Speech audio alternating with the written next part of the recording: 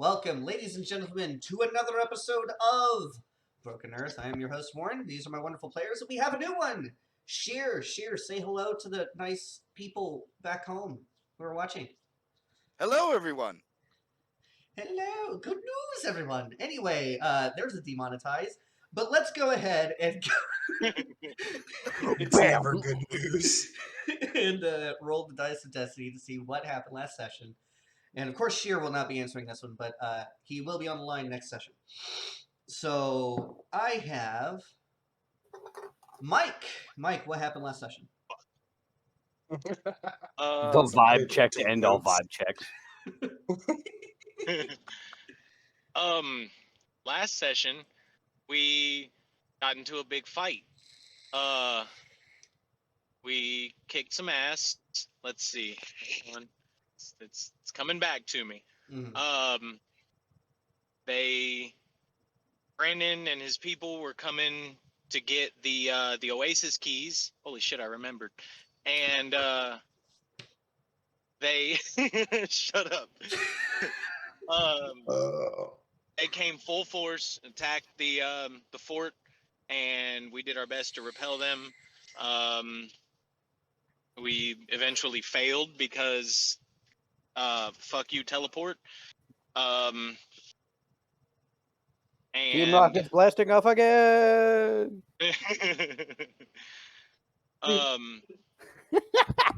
Brandon tried to get the Oasis keys off of the chief, and Morgrim got a very lucky, very accurate shot, and or not so lucky, depending, on the Oasis keys and destroyed them. Bounced Morgrim's soul off of the astral plane, and then it disappeared. And we are now picking up where we left off, where you guys are riding to Byway of Groves to check up on your original tribe. So you get to Byway of Groves. We're just going to kind of pick it up from there. Byway of Groves is a smoldering mess. There is no land ships to be seen, no vehicles in sight, other than the some clapped out, blown up vehicles that are honestly dotting the entire landscape. Because from what you see, there is a major attack on this place. But whereas you do see some crow dune buggies and motorcycles here and there because they have the insignia of the crows on them, you don't see land ships here. Well, that's a good sign. That's definitely a good sign. Or a bad one.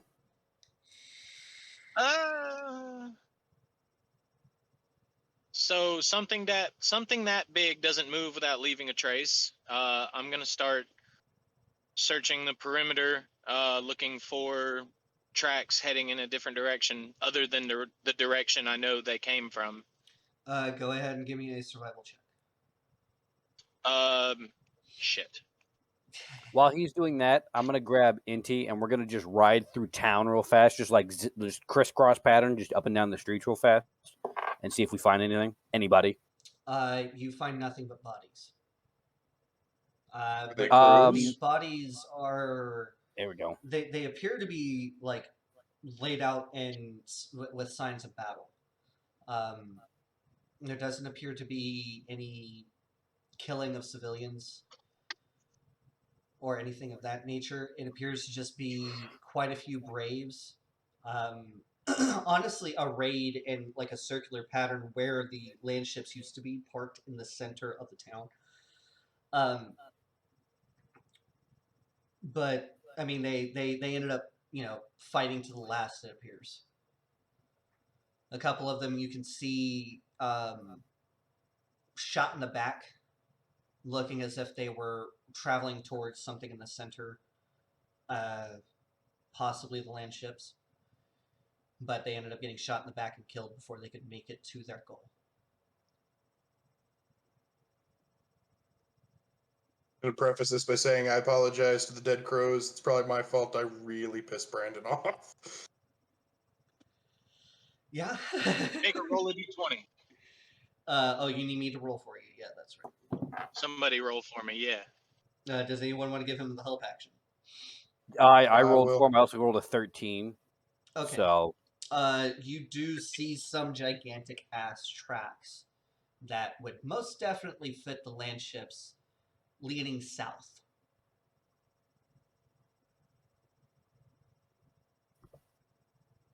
I'm gonna ride back to Morgrim and Ket with Inti and just say there's nothing here but bodies. Crows, chosen, just it's a mess in there. But you were the one that found the tracks because Ket definitely not, which is weird. Well, I mean, I was also in the center where the land ships were, so I'm gonna say That's a let's fair do point. that. That's a fair They point. seem to be heading. They seem to be heading south. Let's head that way. Yeah, I'm in agreement with that. We need to find out where the rest of our people are. Pronounce your character's name again, Sheer. Fiad. Fiad. So Fiad, you were riding along the countryside on your motorcycle.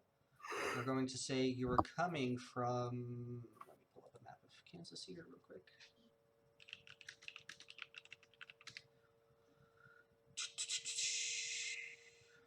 You were riding from. Wow, there is a Bunker Hill, Kansas here. Okay.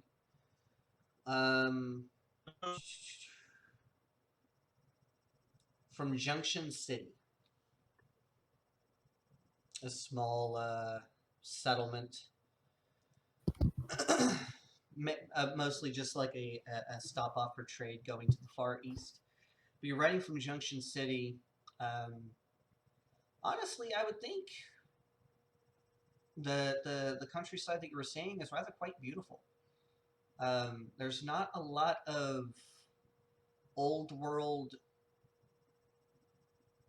I guess, craters, because that would be all about what's left of this of the old world. There's no real craters in this area. It appears to actually be some form of lush forest. Quite peaceful Okay. and quite beautiful.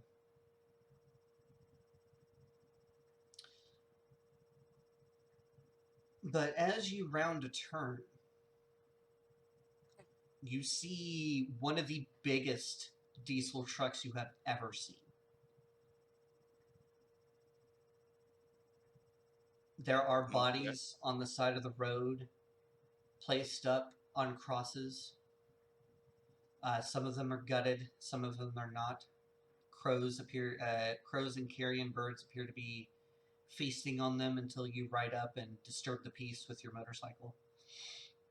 A couple of coyotes that are feeding off of the dead as well. They appear to bolt off, but there obviously was some type of massacre here, and whoever did this massacre, you can see they took their time. Okay. What do you think? She's gonna slow and start keeping her head on swivel. My God, I cannot English today. Um, she's keeping her head on swivel and looking for survivors.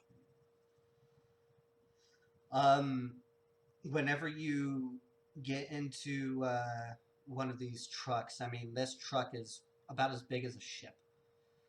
Um, you do end up finding some children who were able to hide. They are obviously dehydrated, hungry, and at first, whenever you approach them, they recoil from you in fear. Okay. First thing she's gonna do then is look for a container that is relatively clean, Mm-hmm. and she will cast create water. Yeah, you're able to find like an old jerry can, completely empty, but you're able to cast create water in it. Okay. The second thing she's going to do is cast Goodberry and offer the food and drink to the kids. How are you offering it to them? Because they are definitely afraid that you're about to kill them. Yeah, she just places it at the entrance of the truck, backs away about 20 meters, and crouches down onto her haunches to watch. The kids, they actually come out a little bit, and they look at you. Are you threatening them with a weapon or anything like that? Or are you trying to be as unthreatening as possible? She's trying to be as unthreatening as possible. Well, at that point, they see that you're not there to hurt them. One of them picks up a berry and eats it, and then picks up the entire can. And this kid is rather small, but they also appear to be fairly strong. Just picks up the can, takes a couple of gulps of water, and then you see them kind of bring it inside. And then after a few seconds, the kid comes out and they say, there's more people alive here. I don't know where, but I know some people are hiding. Can you help them, please? Of course. She'll like keep a hand on her doctor's bag and just start scanning the area for more survivors. Moving very slowly. One person you end up passing at a first glance, they appear to be dead, and I'm assuming that you're looking for survivors, just disregarding the dead right now. Yeah, she's in full triage mode. Yeah, they end up hearing the sound of your footsteps, and you hear it. Help! And whenever you turn, they are impaled on rebar. Ooh. Okay. I'll be right back, by the way.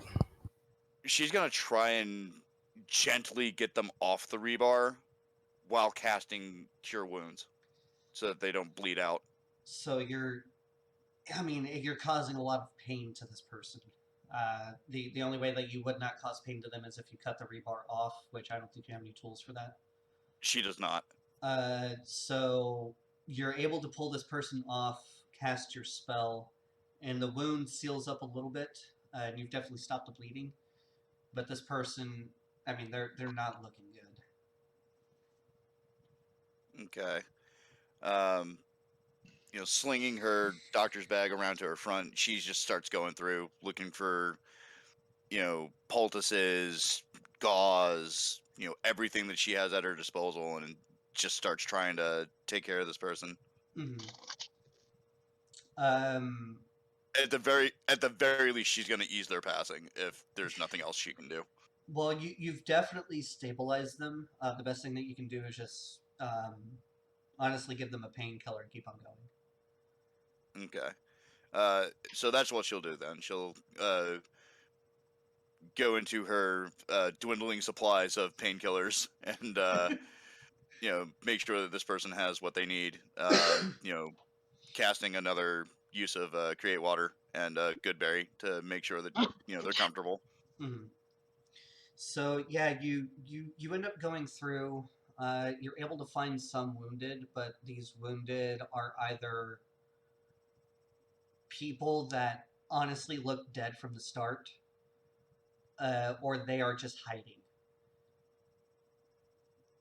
One of the kids comes forward and they ask if you're a crow. She'll kind of like tilt her head to the side and like gesture to a white, well, rather dirty but white armband that has the Red Cross on it. And she says, "No, I'm a traveling doctor."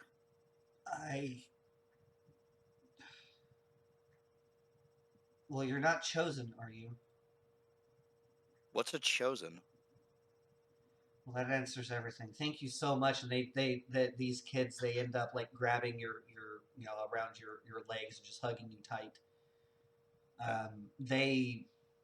There was obviously something that happened here, very traumatizing. The scene you were happening upon is rather traumatizing as well.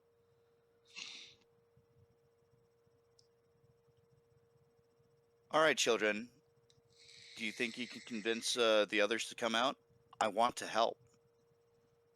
Yeah, we'll try to help look for people, and they end up leaving you to go through the trucks.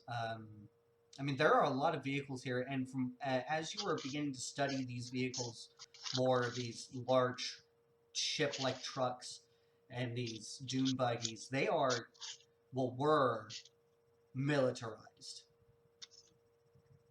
heavily militarized, and you can see bullet hole impacts on the sides of what appears to be large tanks on the backs of these trucks. But the armor that was protecting these tanks, I mean, it's maybe 6 inches of steel. Okay. This was obviously a very civilized, militarized group that was attacked.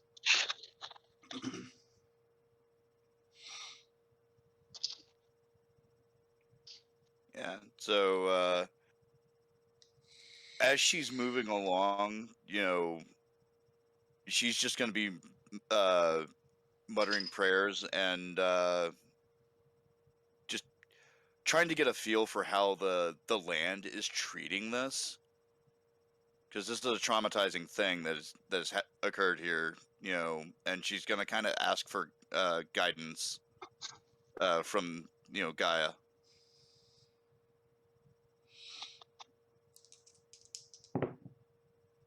You get no answer. The That's elements, unsettling. the elements and spirits around you are very quiet. That is very unsettling for her. Now we're going to come back to the party. So you guys are riding hard south. And you end up cresting a hill and you can see the land ships. But something is off.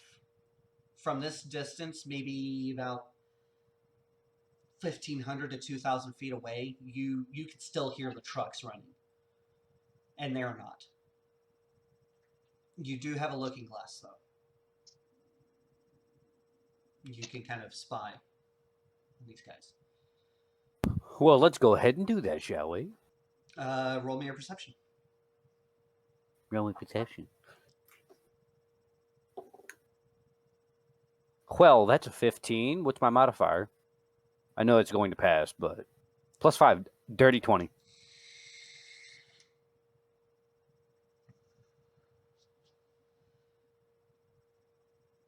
The sight that you see before you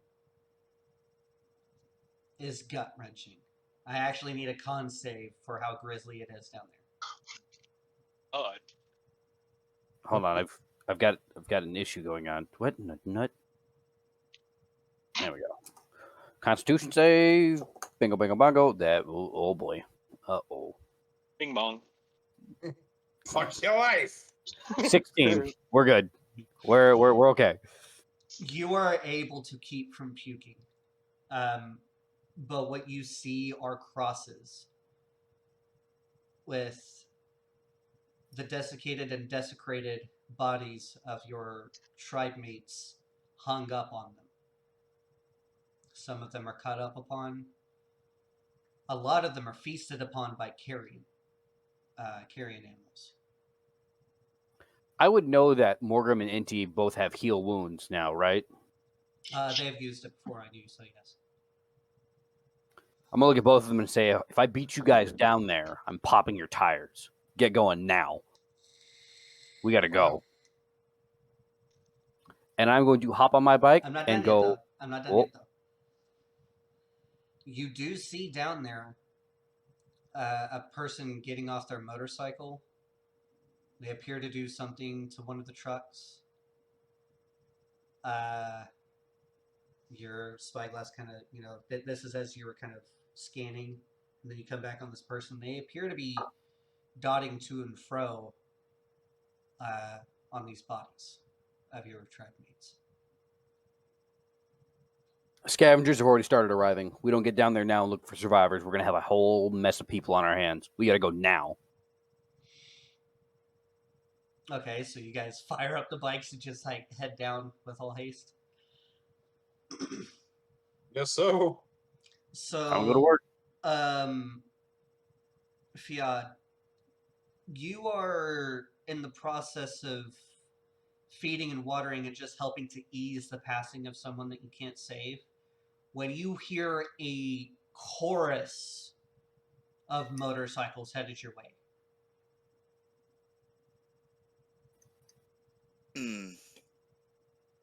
She continues her work, to ease this person.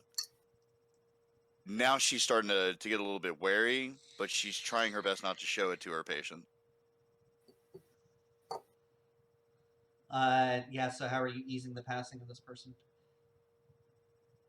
By this point, it's somebody who can't be saved. She's just, giving him water that she's used her druidcraft to like flavor to be like whiskey or whatever it is that he wanted in his last moments. Mm-hmm. And then you're sneaking a knife in their chest. No. She's Mykel, what are actually you going. doing? She's actually going to be humming just an old tune that her mentor taught her. And she starts to sing. As this man is drinking this water, and he hears you sing, he says, "Wow, you have a beautiful voice." And he hands the cup back to you.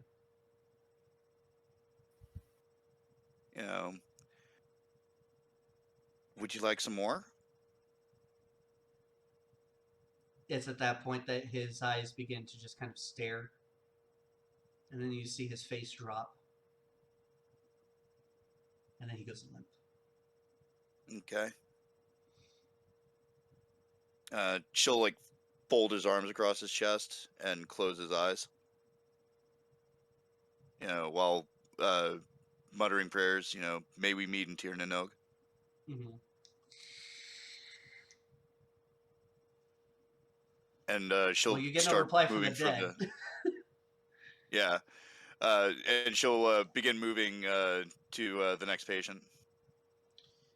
So this is someone that you can save, so you render aid to them. I'm not going to force you to spend any more of your spell points, but those motorcycles are getting louder.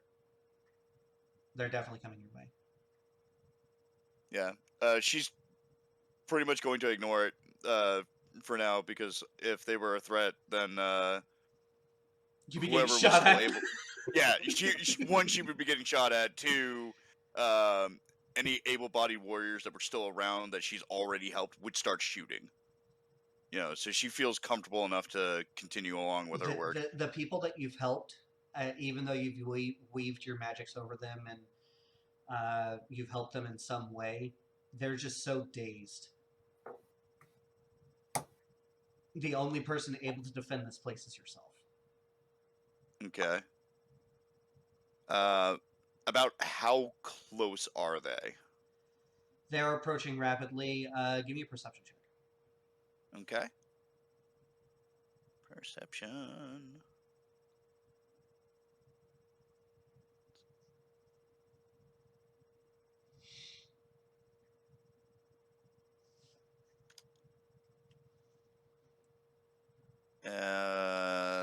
That's going to be a perfect 10.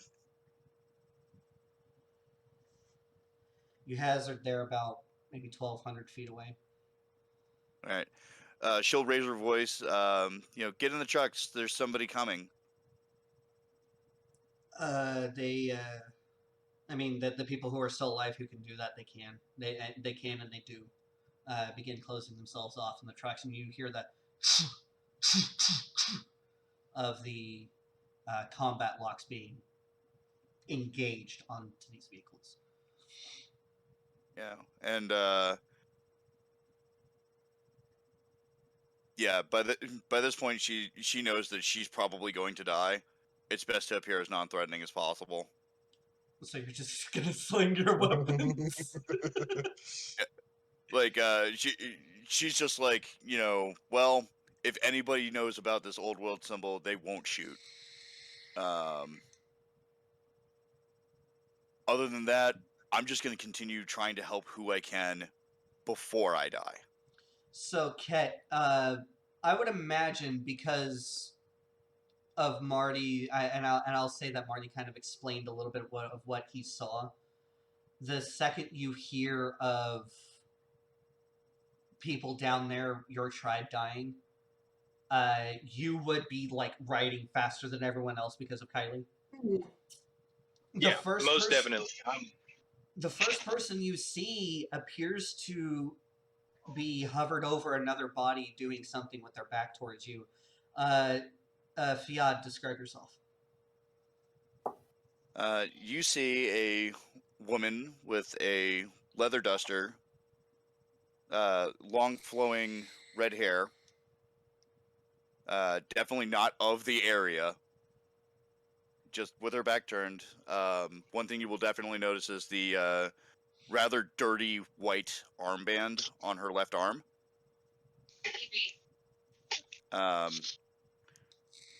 It appears she is unarmed at the moment.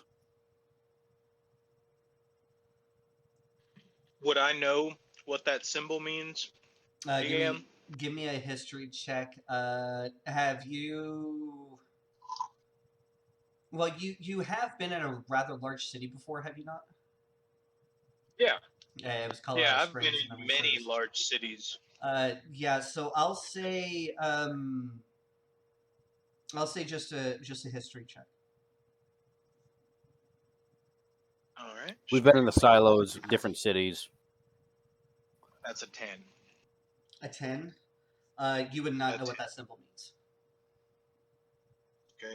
So I would approach carefully. Does it seem like this person knows I'm here yet? I mean, obviously we've made a bunch of noise, but are they like reacting to me riding up?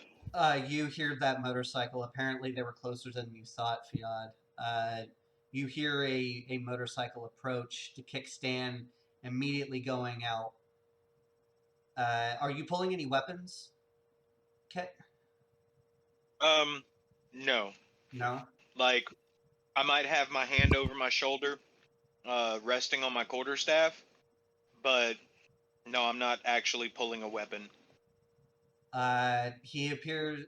Well, I mean, there's someone who pulled up on a motorcycle. The kickstand's out. The motorcycle's still on. And I would say maybe possibly. I would say about maybe 120 feet away from you. Without even turning around, either kill me or help me. I'm doing my job. There are people that are hurt.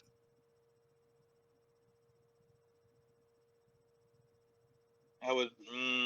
What are you? Some kind of medic? Where'd you come from?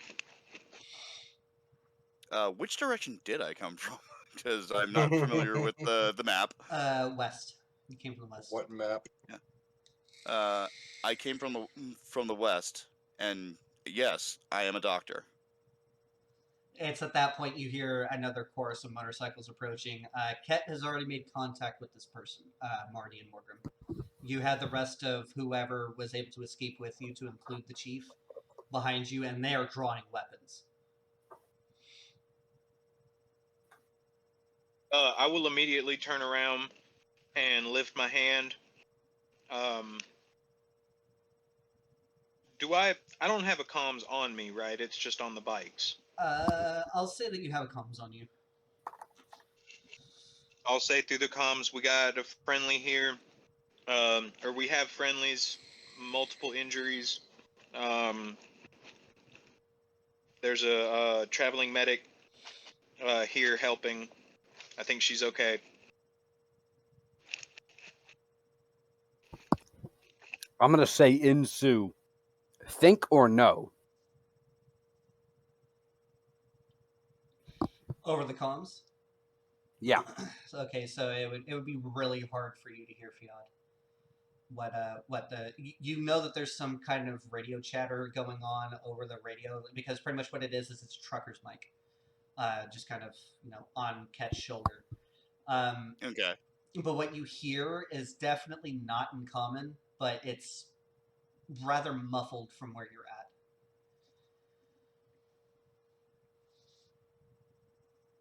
Okay. So Ket, go ahead. So how is How are you acting? I'm sorry. What's your character's name again? You'll only have to tell me Fiat. this one more time. Fiat. Fiat, like a Yes. Fiat with a D. Yes. Got it. So how is Fiat acting? Like, is she just kind of not even paying attention to me at this point, just helping? She's Or more did she focused on her ever actually- patient. She's more focused on her patient than she is on you. Okay. I'll respond through the radio. And No, Sue? she's good. Insu. She's good. I don't know. Something just tells me that I think she's okay. She's helping. She doesn't seem to care if I kill her. She's just doing what she came here to do. Insu. Voice crack. Sorry. I'm gonna tell Ket, wait for backup, and then go find what you were looking for. Well, at this point, you're approaching him as this chatter is going on. So you see Ket. He's turning around and he's speaking through the mic as you're approaching. Okay, so instead, I'm gonna say, go find what you were looking for. I'll stay here. Hey, we got a random person just rolling up on our group. I don't know who this person is. So, Ket, you've been given leave to go look for Kylie. Booking it. You're booking it? All right, give I'm me booked. an investigation check. 12. 12. You find no sign of her. Just giving a cursory look at all the bodies that are hanging. Might I add, they're pretty much like vulnerable in every way. Hardly any clothing aside from maybe some, some undergarments, anything like that. Nothing appears to be elvish or having those fine qualities of Kylie. You go inside a couple of the trucks, namely to the truck that you recognize as being the one that she stays in. She's obviously not in her quarters. None of that. What is in her quarters?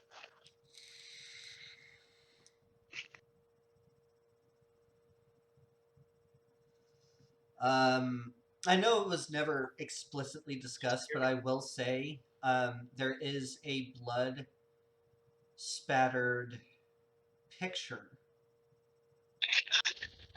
well drawn, of you and her, and the pistol that was given to her, laying on the bed.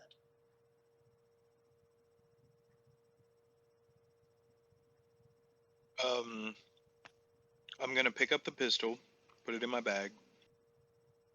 As far as the picture, I'm gonna take it out if it's on a frame or anything, or if it's just hanging up. I'm gonna take it off the wall and roll it up and stick it in my jacket. The picture, as you are beginning to look at it, is just of you and her in an embrace. You in your elvish form. Of course.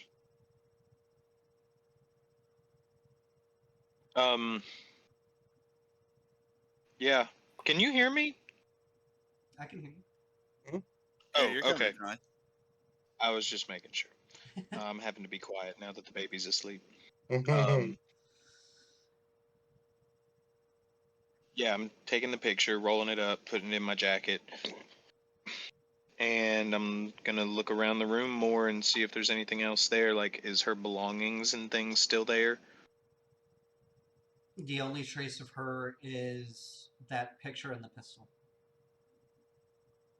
Unless you're counting the sheets that you and her have shared this entire time. Defiled sinners. Defiled. God, an Christian D&D server? Yeah, exactly. I'm sorry, what? What? But yeah, other than that, there's no other trace of her. Okay, so I'm headed back out, and I'm gonna go back to the guys and say, I don't know about anybody else, but it looks like Kylie made it out. None of her things are here.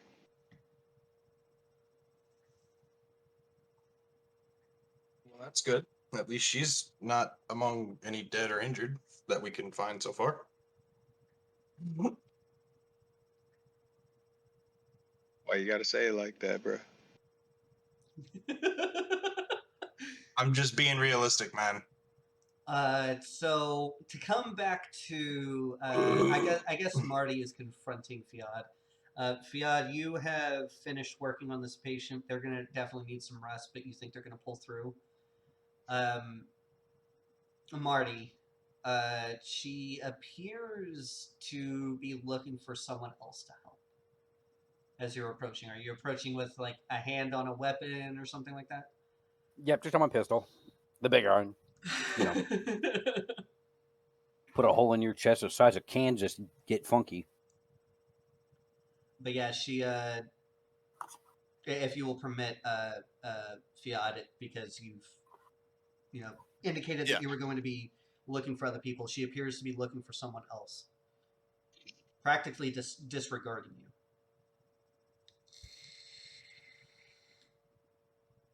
Just gonna kind of walk around behind her and just obviously making it obvious I'm watching her, but I see what she's doing, and now I'm at this point just guarded curiosity.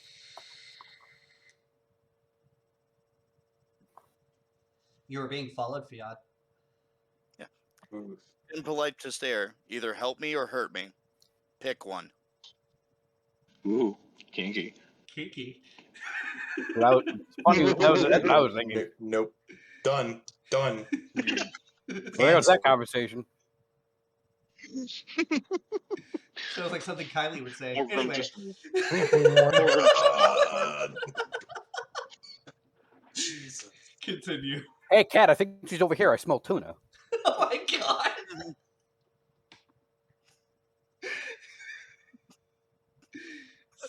Damn. Anyway. Oh, I'm going to hell. I'm sorry. You are. I'll be driving the bus there. Don't worry. So yes, you two. I mean, this is your time to kind of speak betwixt each other. You have been told, Marty, either hurt me or help me. It's rude to stare.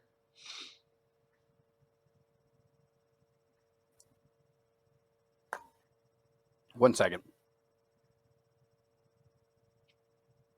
I think I have one minor health potion left.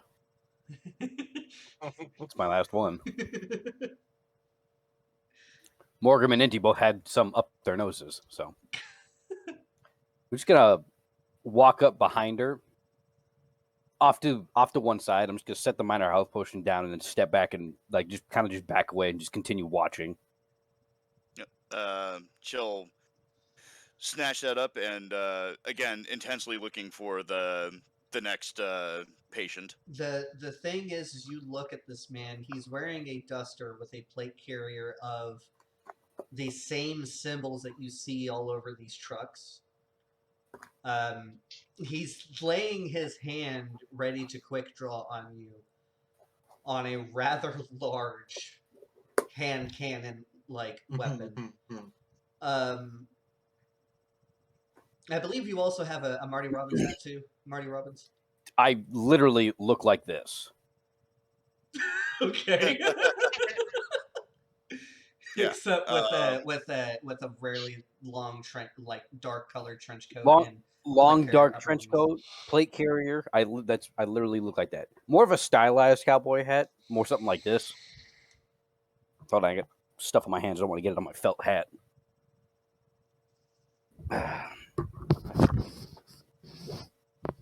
Yeah, more like that.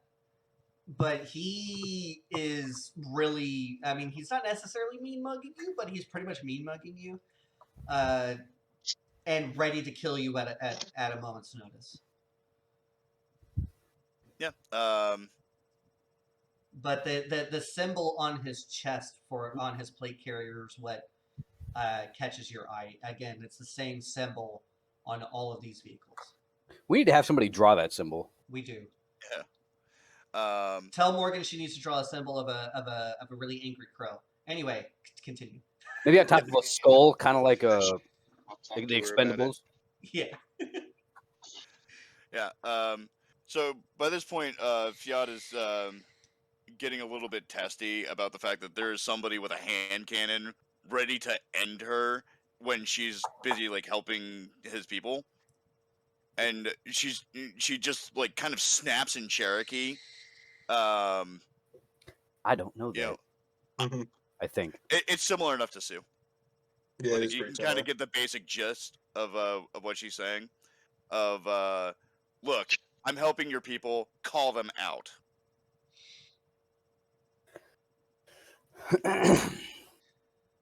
I'm just gonna kind of tilt You pick my up. head and look at her. You pick up. Help people call out.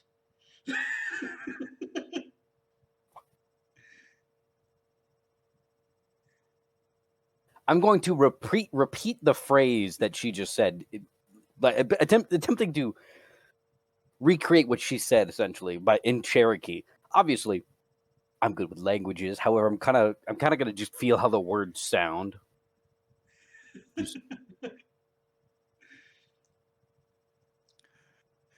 She'll just kind of facepalm and sigh. Call your people out, and she'll like, repeat the phrase in common. So Yeah. Just So still, go ahead. similar to a Doberman, kind of just head tilting, unsure if it wants to kill the family cat or not. Oh my god. Yeah, you know that look. We all know that look. You did look at the dog like, I swear, you get up, you're gonna get a boot. honestly, if I wanted to hurt your people, I would have done so already. Do I see anybody else she's helped besides the latest guy or whatever? Close to that guy, there appears to be a man respectfully laid to rest because his hands are kind of crossed all over his chest. His eyes are closed. Not necessarily like everywhere else in this gruesome scene, because again, there are people hanging all over the trucks, bleeding on the side of the trucks. The blood long dried up. The bodies on these crosses just laid laid to waste, and there's this one body that has been respectfully laid to rest. I'm gonna walk over to the body and kind of regard it a little bit, just very stone faced and stoic. And I'm gonna turn and This appears to be one of the toy makers.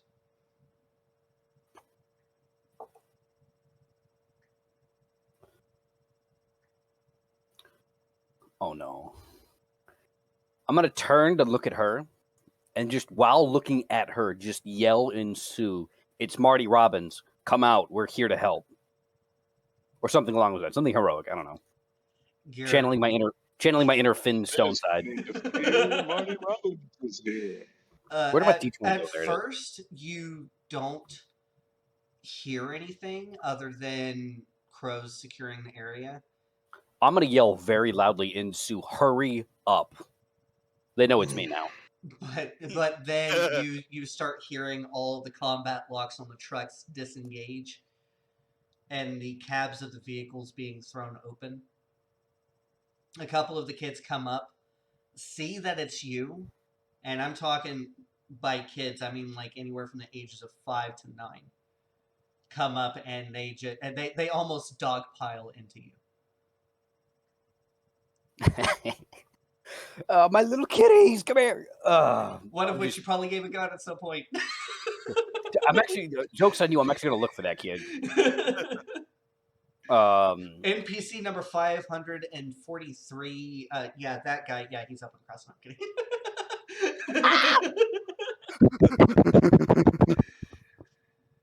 But yeah, these kids are definitely the sight of a crow, much less Marty fucking Robbins, is definitely picked their spirits up.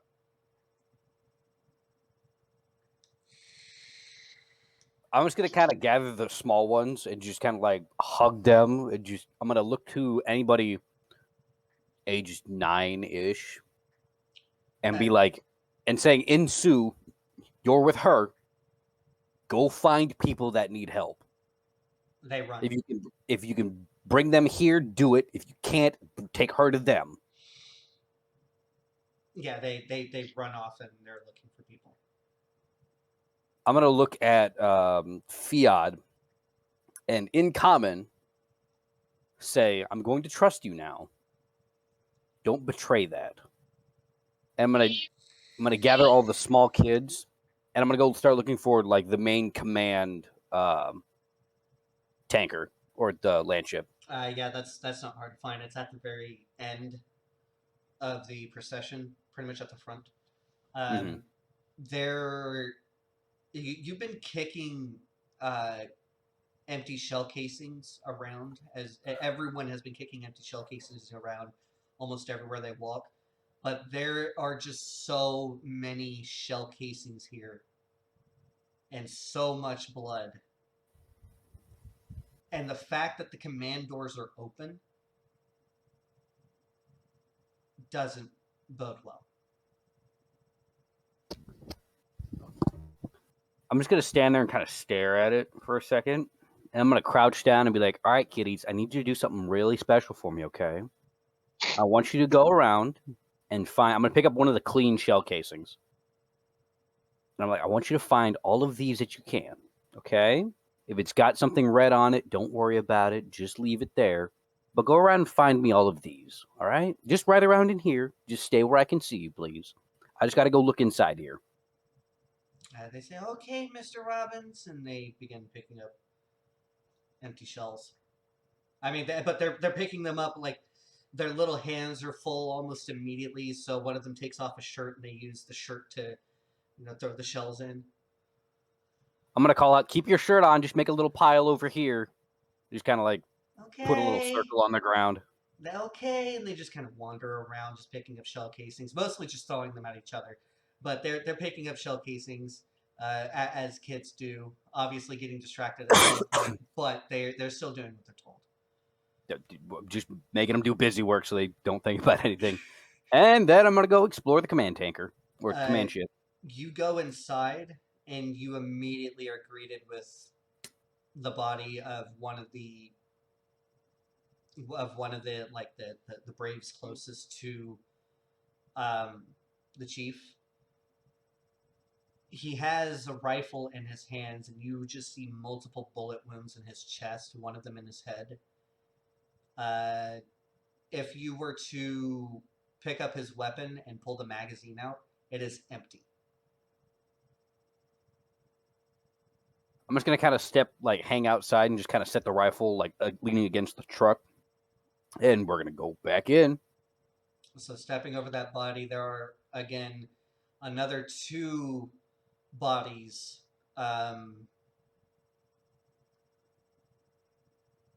Again, this is very grisly. One of them ended up taking a round to the gut at such an angle that his guts spilled out. Another one receives, I guess, apparently so many gunshots to the face that he has almost no discernible features. Damn. And then you see Chief Chris on the table. I'm almost scared to see what happened to him. Well, let's go investigate. They took their time with him. There are signs of a struggle here. But his armor was completely taken off. He was tied down to the table and disemboweled. Jesus. And you just see his lifeless eyes. There, his head is sloped back, and his eyes are just staring lifelessly towards the door you just came in from.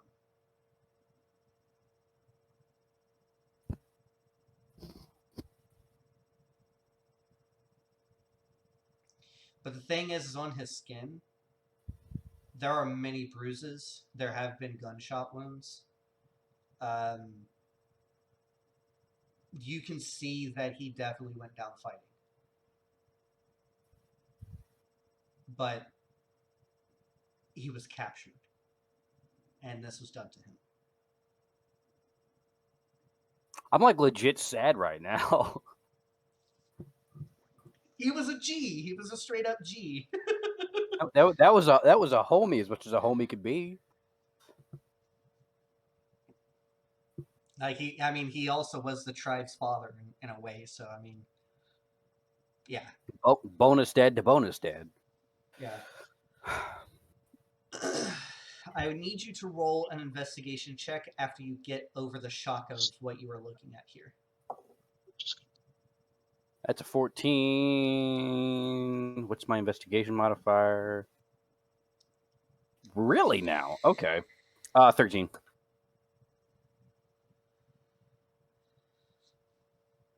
Give that to me at advantage then, because I really want you to find this. You specifically. 16. 16. So, if you permit me a little bit, I'm going to do something with Marty. Go to town. You're the DM.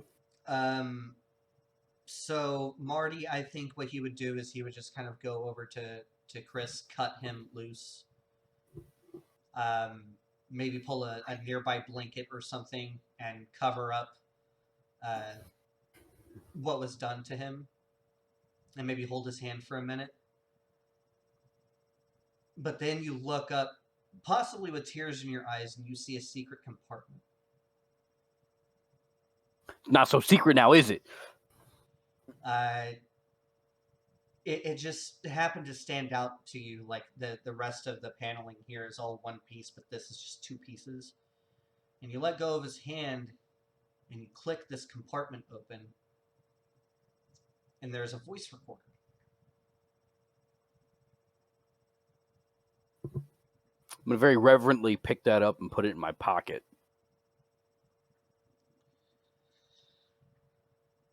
Does it say anything like specifically for, or is this something that I would want to? I'm going to share with the group, but It's just a voice recorder.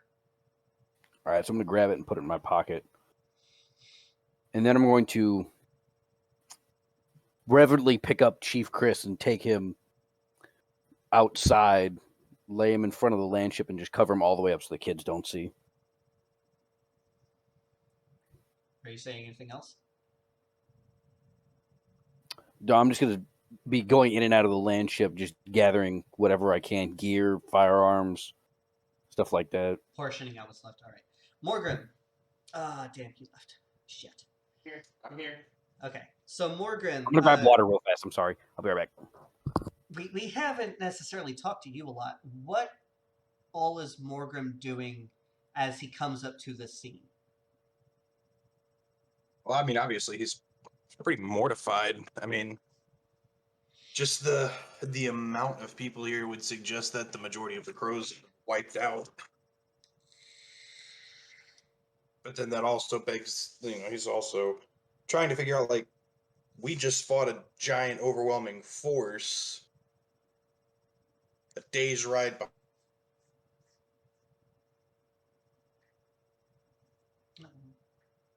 behind us.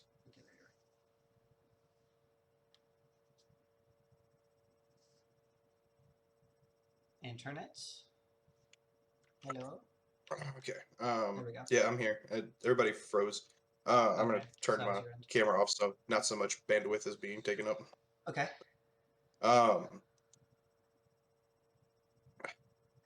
And he's kind of freaking out a little bit because if a force large enough to take out a main encampment or a large encampment like this existed outside of the one they just fought, like, there's a problem. So I guess he's gonna. I mean, there's only one thing to do in a situation like this, and that's pray.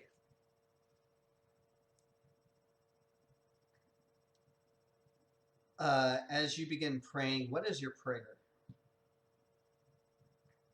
Just seeking guidance because it seems like our entire tribe just got wiped out overnight. and we were the only thing that stood between Brandon and total domination. So I'm going. How I'm going to say this is the rest of the crows. They are moving in and trying to secure the area, and they're cutting people down and whatnot. And you pray. And Zadkiel, you hear him approach you right to your right, but he is quiet. Not even looking at him. I mean, eyes are pretty much fixated on the scene in front of me. How could this have happened?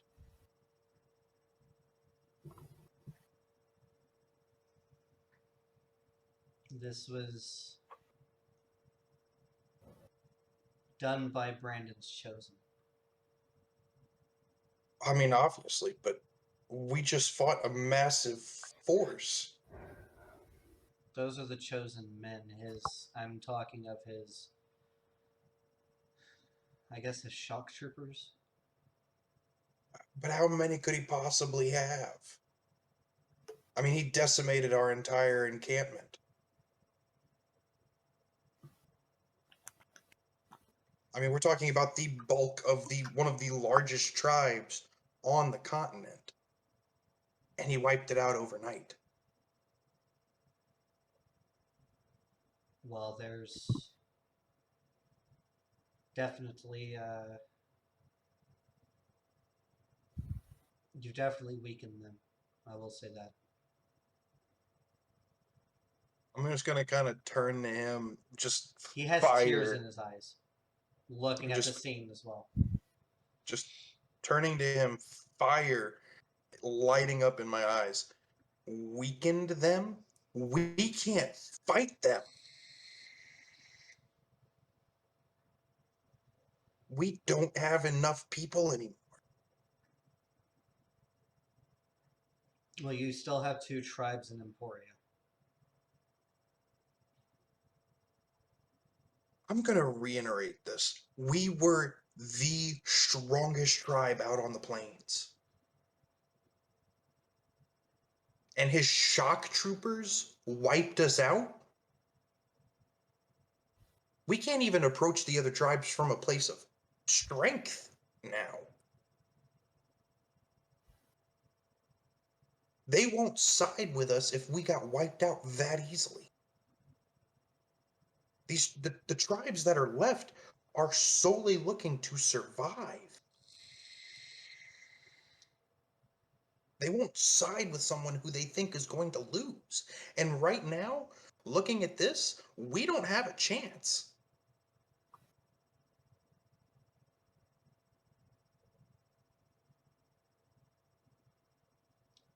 Zadkiel is hesitant to answer you, but he says,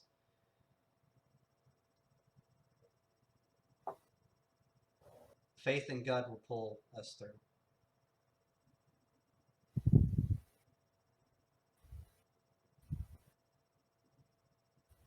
We've had faith.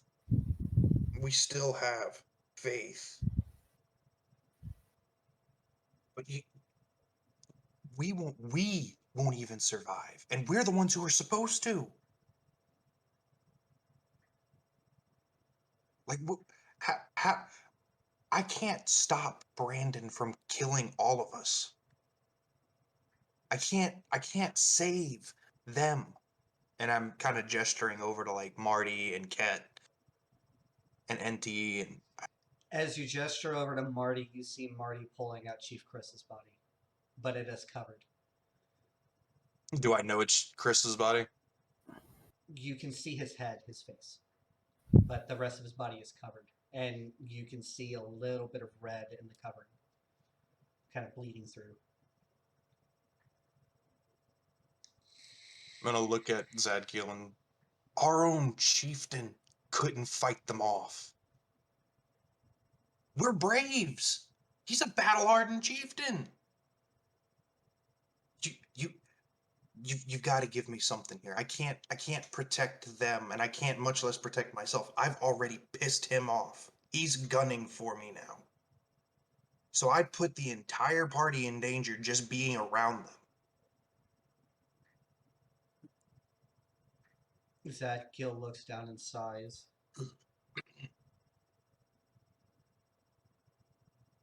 And he says, I'll see what I can do. But, and you see him unsheath a sword. And what you've noticed here is he's not in a tuxedo like he usually is. You see him in his full angelic armor. He unsheathes the sword, and he kind of holds it out in front of him. And you see it morph and come down into what appears to be a Browning, a 1911, adorned with the Holy Cross on the handle on each side, all in ivory. And you can see religious filigree on the slide. And he grabs it by the barrel and he hands it to you handle first. That's a start.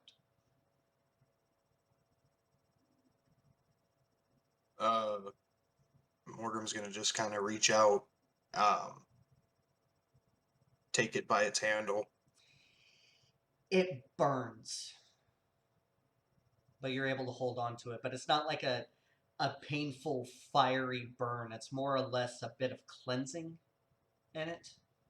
I don't know if you've read any of the Divine Comedy, but it's when Dante goes through purgatory and he passes through the fire. It's cleansing. Mm-hmm. Extremely painful, but after a few seconds it subsides.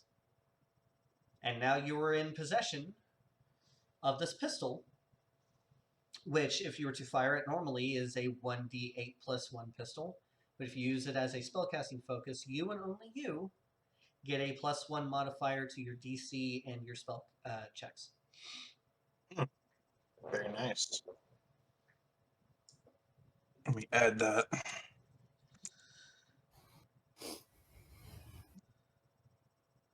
Also, I noticed that you're in armor. Has something changed?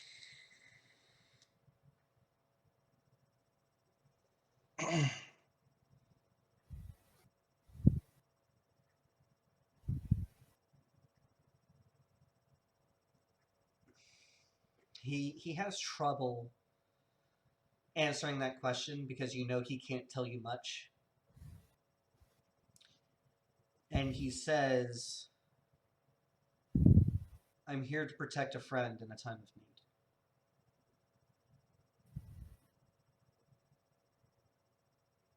need. Does that mean you'll be traveling with us, or are we in danger right now? Neither. I'm just here to protect a friend in a time of need.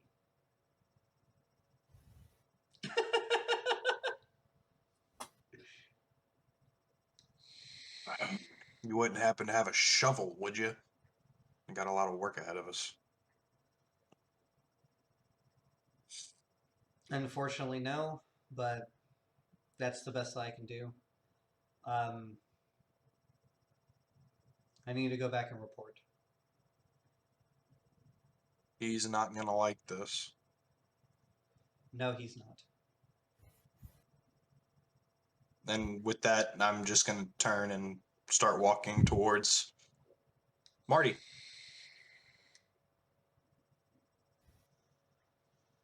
As you turn to walk away, you hear the flutter of wings behind you. And I'm also gonna holster the new pistol. So yes, Marty, Morgrim is approaching you.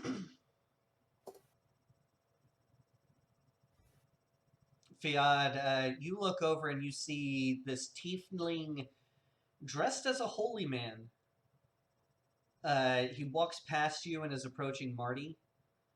But you see Marty, he is laying down a body very reverently at the head of the truck line. Okay. Honestly, it's not the strangest thing she's ever seen regarding the holy tiefling. She has seen much in her travels. So I mean, but what I'm saying is, if you want to go over there and have a bit of a conversation with them, you're welcome to. Yeah, she's gonna. By this point, she's gonna rely on her little helpers to come get her if she's needed, and just go over to speak to the holy man. Marty, Morgrim and Fiat approach you right as you're laying Chief Chris down. Does Morgan get there first? I would say yes. Morgrim would, yes. I'm gonna take a quick glance at Fiat as she's approaching.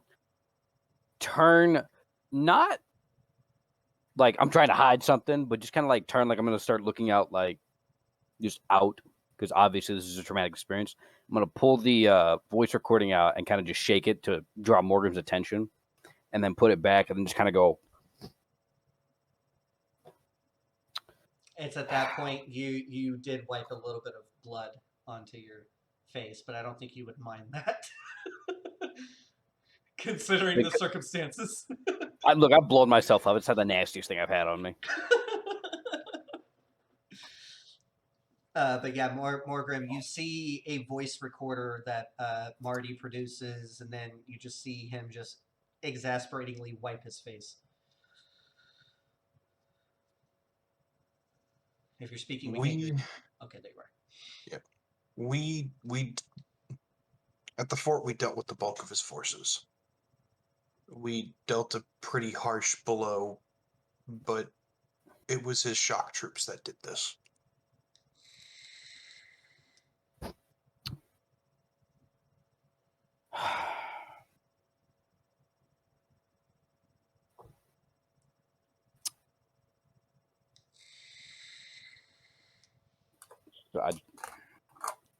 I still can't wrap my head around this.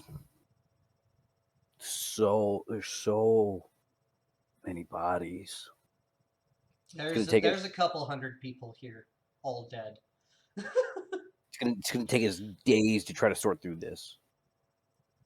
I went through one truck and I found, and I'm just gonna point to the stack of rifles. We don't have the time or the manpower. We better make the time and the manpower. What was the city that Zadkiel told me the other two tribes were? Emporia. Oh, Emporia. I almost said Utopia. I'm like, that's not right. Look, we don't have the time or the resources to bury them. I'm not saying we leave them out for the crows. Fiat, you approach right as you hear Morgan say that last bit. We don't have the time or resources to bury them. What was that you said again, Morgan? We don't have the time or the resources to bury them. That's where I stopped. But we're not going to leave them out for the crows. Yeah, but we're not going to leave them for the crows. That's what you come up to, Fiat. As she approaches and hears that line, I believe I can help with that.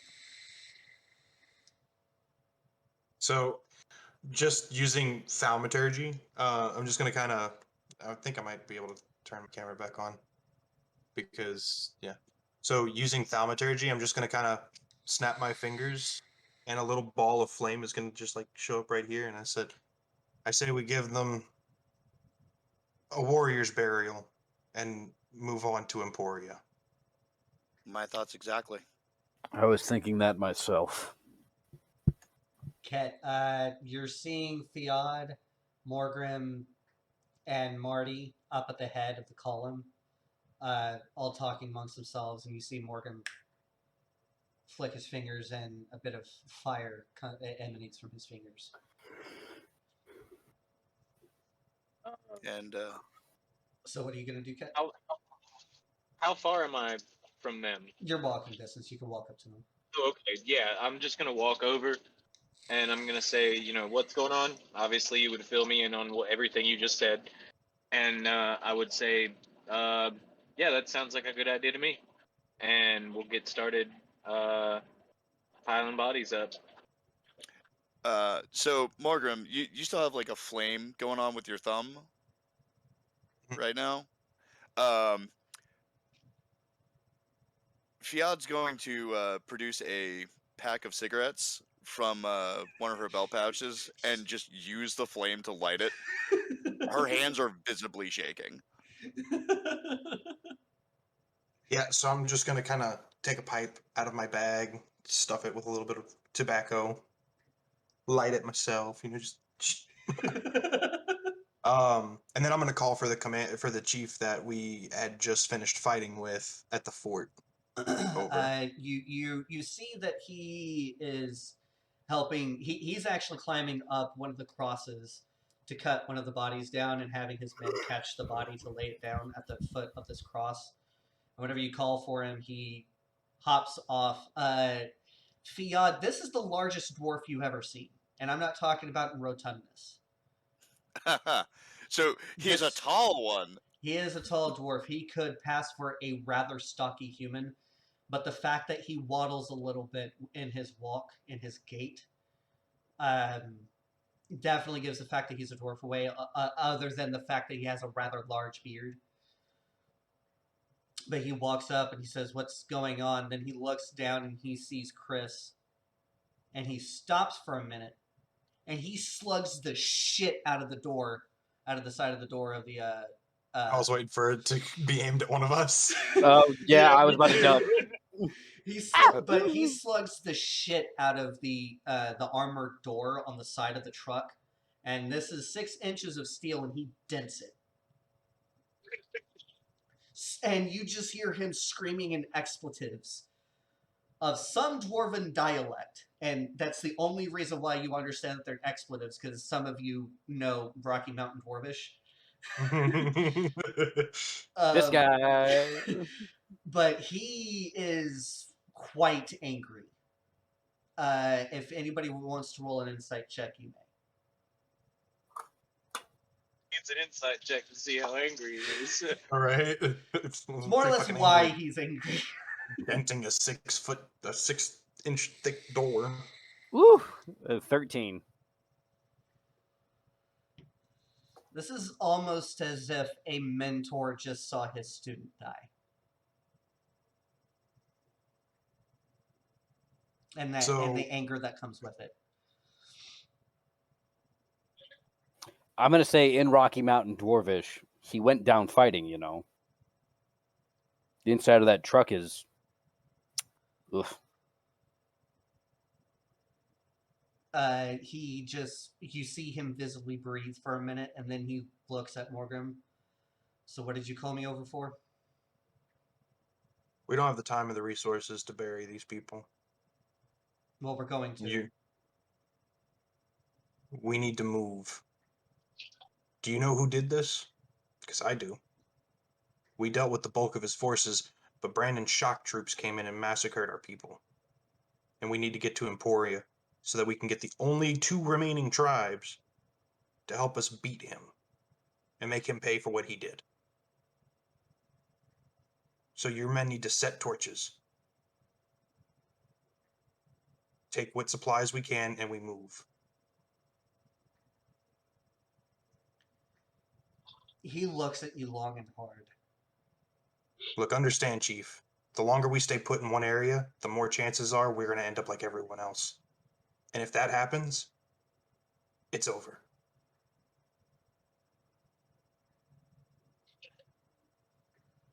He looks down and you see him kind of nod.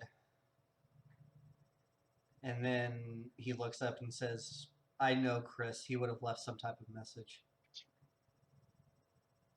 I'm going to look at Marty. I don't know what you mean. I didn't fight anything. No, I'm going to reach my pocket, pull out the voice recording. Just going to hold it up. The chieftain pulls his hand out. I'm just going to hand it to him. Completely disregarding Fiad, he clicks it on. Fiad, do you speak Sioux? No, she does not. She does not speak Sioux. But she speaks Cherokee, which is close, so she might be able to pick out a few words. She'll be able to pick out a few, but she's not going to get the message. Yeah. And even then, she would, because she understands this is like tribe business, she'll respectfully step a few feet away. But what you hear, Fiad, is definitely a native dialect. The rest of you hear is at first gunfire. And it is rapid. You're hearing yells in the background. Then you hear gunfire right next to the recorder. And then a door slam. One of them, there's another voice that says, "Chief, they're gonna breach. Why the fuck aren't the trucks moving?" And another one, you're hearing some stomping. And he says, "I don't know. The fucking truck won't move." And then you hear Chris's unmistakable voice. "To hell with that, we're gonna go down fighting. No one comes through those doors unless you're out of fucking ammo." And then you hear something close. And you hear Chris trying to speak as calmly as he can, but obviously he knows he's about to die. "Marty, Morgram, Ket, Inti, well, if you're finding this, we're all fucking dead. No way to reverently say anything. It was a pleasure knowing you guys, but that's not fucking important right now. What's important is up underneath the wheel housing. The wheel housing. The left side, port side wheel housing. There is a compartment. As soon as I hear this, I just go sprinting. I was able to hide something before they started firing. And that something... the High Chief's going to be pissed at me. I hid half of the trucks there. You're going to have to find people to man them. But from now on, you're my successors. The trucks are broken down. There's a reason why we put them there. But there's coordinates of the left wheel housing. I'm sorry I didn't have you guys stay here with us, but I'm also kind of glad. I hope Fort Scott went better. We've been having trouble with comms. The trucks haven't been cooperating. They're very slow, and now they're fucking stopped. Something happened, and they laid an ambush on us.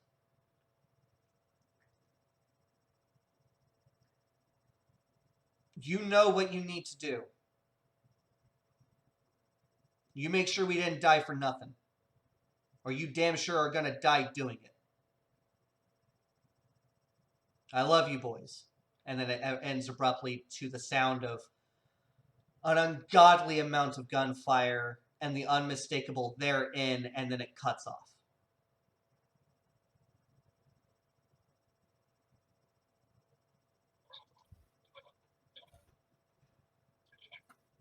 So, Kat?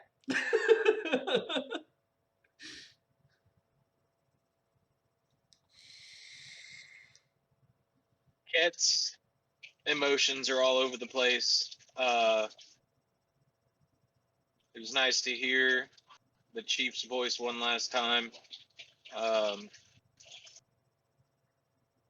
And yeah, I'm gonna try to not show too much emotion. You know, I'm not like breaking down crying or anything like that.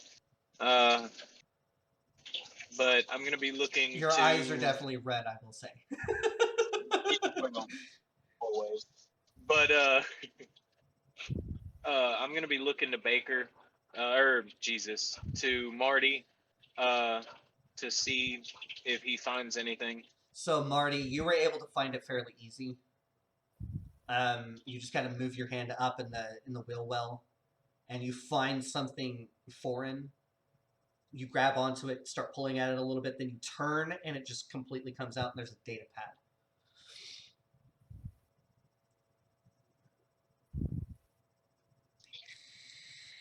I'm going to triumphantly turn and yell, "I got it!" Morgan? You guys are not going to like this suggestion.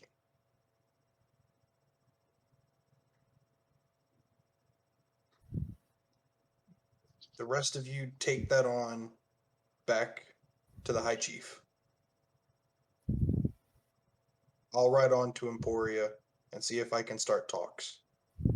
The High Chief would be at Emporia. You know this from the war talks that happened a few sessions before. He's commanding the forces at Emporia with 2 of the tribes. So then we need to find a place to hide this thing. We don't want to bring this into a fight and risk it getting into the wrong hands. Are you going to activate it? Okay. No. It's activated. So you're going to activate it to just kind of look at it. So it is coordinates. The coordinates are.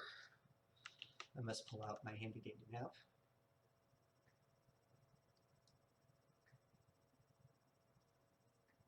Let's see. Plot twist: the chief had a dyslexic moment and accidentally wore the truck. Oh my god.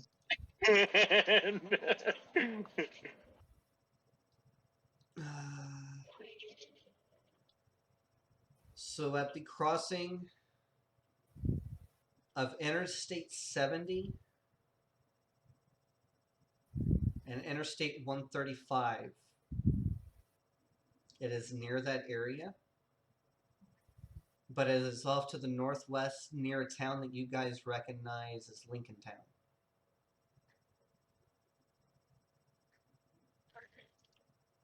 It bears Lincoln Town? Lincoln Town. It bears the insignia of a bunker, but it's a rather weird insignia.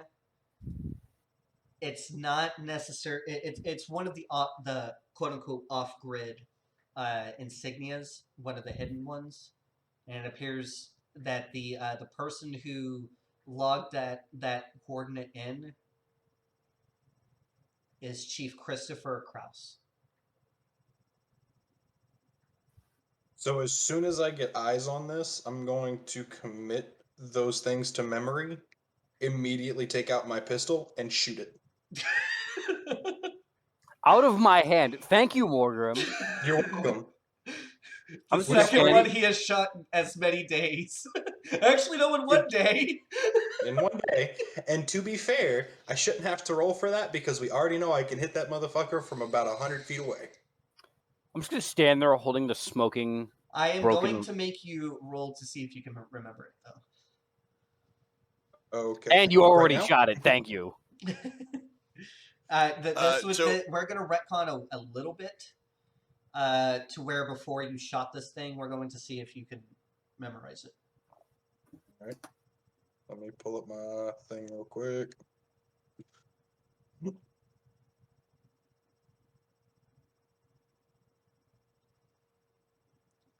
There was also supposed to be more stuff on there, but it's already gone. What? Can I make a dexterity saving throw to like jerk it out of the way so he can't hit it? That's kind of fair. That's fair. Morgan's a bit So- trigger happy. I'm not trying to risk anything. Warming my dice up and getting ready. I'm going to, unfortunately, for your sakes, say no. You're not going to shoot this thing. Fair enough. The role playing, if you had shot it, would have been amazing. You don't want to know what I rolled, so we're just gonna leave it at the GM said I didn't do it. It didn't happen. Okay, so there are coordinates there, but there also appears to be some type of another app open.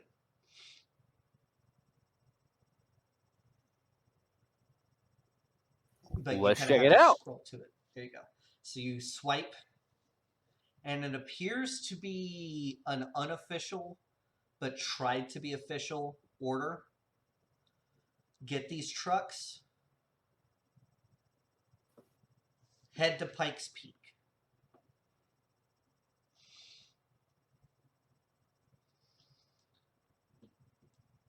Does anyone know what Pikes Peak is? I think it's a mountain. Isn't Pikes Peak where the dwarves are? Are you asking me Because that question? several, well, kind of, because the reason I asked is because several sessions ago I had made the comment that we needed to find allies. That was like the And- third session. Yes, but we were told that the dwarves in the mountains to the west might be willing to help. Because I suggested we go straight to them after we visited the silos, but we never did. Go ahead and give me a history check at advantage then, Morgan, to see what is at Pikes Peak.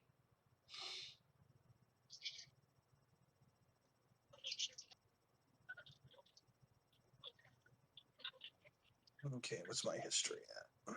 Okay.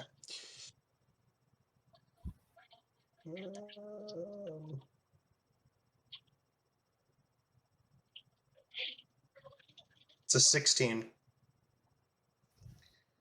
That is the largest dwarvish stronghold on the west side of the Mississippi. Look at Morgrim. For any of Look at you, fucking Morgrim. if any of you World of Warcraft aficionados are out there, it's kind of like Ironforge. That's a demonetization right there. And a potential lawsuit.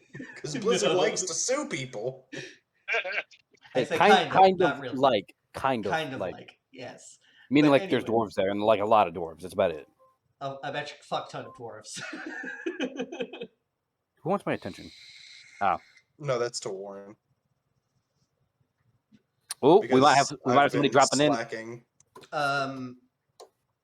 So with that being said, this is actually the perfect time to do what you texted me to do there, Morgan. We're going to go ahead and take a little bit of a break, and we will come back. This is the time for you guys to pause the video because it's going to be like maybe a 3-second break for you guys. And because I like razor slice that shit.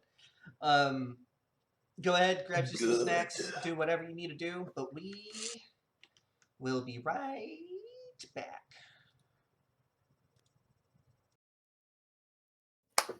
All right, ladies and gentlemen, we are back. So there's a reason why we're all dressed different than the first half, and that's because we had some technical difficulties. So we decided to pick it up the next week as Mike is wrangling a baby. So we decided to pick it up next week. And we are not going to do a recap or anything like that. We're just going to hop straight to it. But I'm going to bring you guys up to speed. So we are where you guys had just finished the recording and had just looked on the data pad that Chief Chris had left behind for you. And you are now looking at Chief Chris's unofficial but official order to get the trucks and head to Pikes Peak. You guys know that Pikes Peak is the home of the dwarves, the Rocky Mountain dwarves to be exact. And so, yeah, that is where we're going to pick it up. All of you are together with the dwarven chieftain that I have yet to name. I just realized. It happens. And yeah, you guys are just kind of, standing in a circle, coming up with the next plan. So with that, take it away. Take it away, Ernie. I guess that means we're headed to Pikes Peak. I guess so. It's about damn time. What? Pike Peak. Let's Will spend there some be any time here. pickpocketing on Pikes Peak?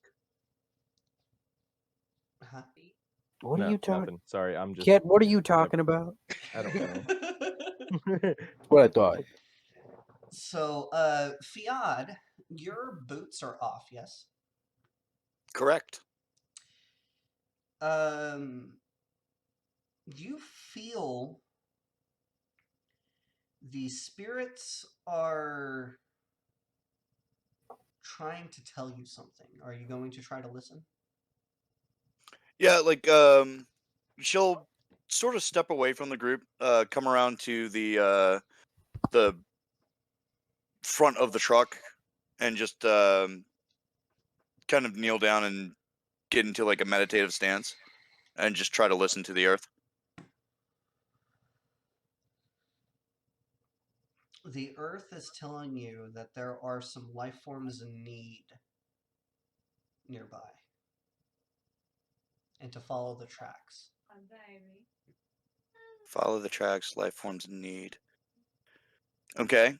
Um, as Fiad goes to stand, she will trigger her wild shape and take the form of a wolf. Okay.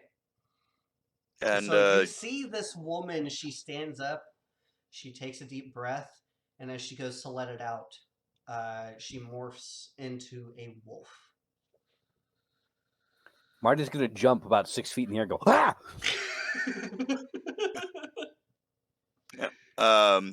like she's gonna like kind of sniff around and look for the tracks. Cat's gonna kind of chuckle and say, I have a trick similar to that, and I'm gonna transform into her. No, you can't. Oh, you're gonna transform into her human form? Yeah. Okay. Or her elf, because she's a half elf, is she not? She is a half elf, yes. Yeah, so you transform into her. So yes, if you would, I know necessarily that your advantage comes from perception checks, but I think it makes a lot more sense for you to kind of sniff around for things that don't necessarily fit with the sense around you. So I'm going to say Yes, roll your survival at advantage for tracking. Okay, I was about to say because it is a advantage for perception with Yeah, but sense and hearing. But perception So wouldn't apply here. It'd be more or less a survival check because it's tracks. But I'm going to give you that advantage for the tracks. okay, I am totally cool with this. Nat 20. Ooh. So So you begin sniffing around the trucks, just kind of all throughout the column, and you begin sniffing in an area that definitely smells different. There are a lot of elves in this scent. It smells rather earthy, fey-like, but it's definitely some type of elves. And as you just kind of look up and you perk your ears up, I don't know if you've ever walked in like really tall grass. oh yeah. Okay, so if a whole bunch of people are walking in a single file line, or in this case running in a single file line, there will be a lot of grass tamped down. Okay. Fiat's gonna look back towards the trucks, try to make eye contact with the rest of the party, let out a howl, and start going down the path. So is anyone watching Fiat? Yeah, I would be. Yeah. Speaking of just how she just turned into a wolf, and I was startled. It seemed important. Yeah, she just howls at you and tears off into the woods. What the dog doing? What the dog do? I'm gonna go running after her, just light jog. What's going on over there? As you run over to where she was, you can see grass has been tamped down. Would you look at that? I'm gonna turn and yell at the guys, "Hey, over here!" Just keep going. I'm gonna follow. You're gonna follow. Cat's gonna follow. Yep. Okay, so Fiad, you are kind of on your own. You're just kind of running through the woods, following your nose. Every now and again, you stop to kind of sniff around, and you're still following the scent.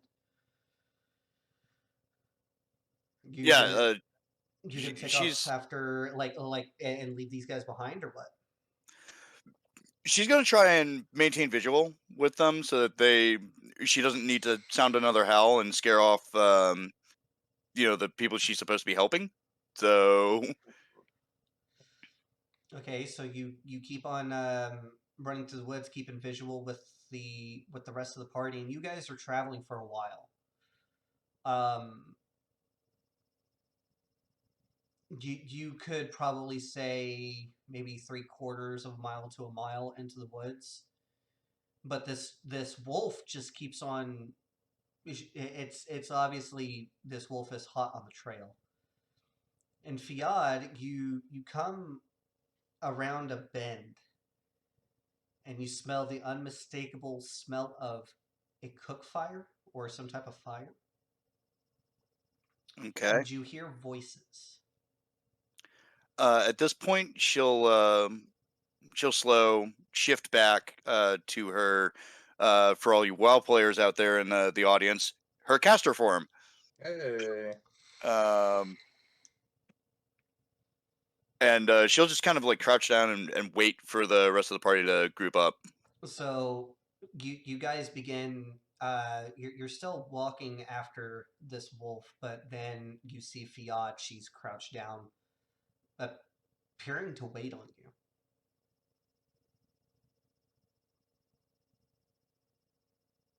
I'll approach and crouch next to her Okay. and ask, what does she see or hear, or do I hear the voices? You'll have to give me a perception check. I gave it to Fiat in her wolf form because of a dog's keen hearing, but you'll definitely have to roll perception. Or do the rest of you want to roll perception as well? Sure. Yeah. Okay, go ahead. 11. 11. I lost my dice. From this distance, you don't hear but you don't hear anything, but you do smell the faintest traces of a campfire. 13. I feel like I have a really high perception. Oh, +5. Oh, I rolled an 18. You, Marty, you smell that unmistakable smell of campfire, and you can actually hear some voices ensue. They are.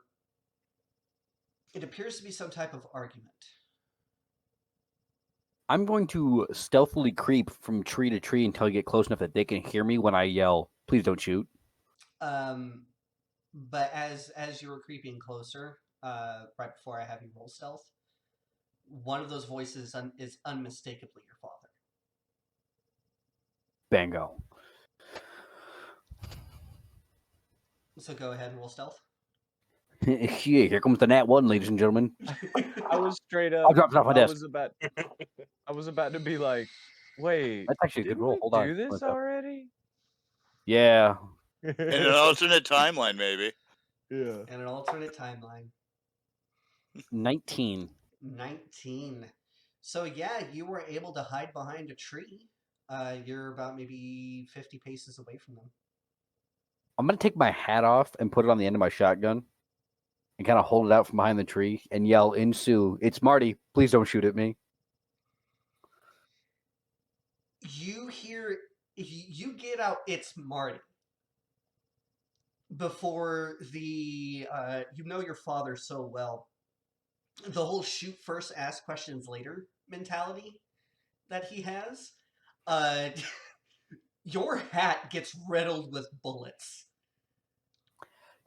I'm going to pull the shotgun bag and just start laying hate, just swearing as loud and as long as possible, just specifically at my dad about how that was my favorite hat and you better replace it. Wait till mom finds out about this. She gave that to me. You start yelling at these guys and you hear your father. They can't hear what you're saying, but you hear your father screaming out to people, "Ceasefire! Ceasefire! Ceasefire!" And you're at the end of all this chorus of gunfire, which the rest of you guys are hearing. You hear, "Who the fuck is that?" I'm just gonna like slowly stick my head around the tree and then just kind of go, "Dad?" "I said my name?" I'm telling mom. At the sight of your face, your father drops his weapon and runs at you. Dad. Yeah, he I don't know what damn I'm near doing. tackles Basically. you out from behind the tree, but he's like wrapped you up in a hug.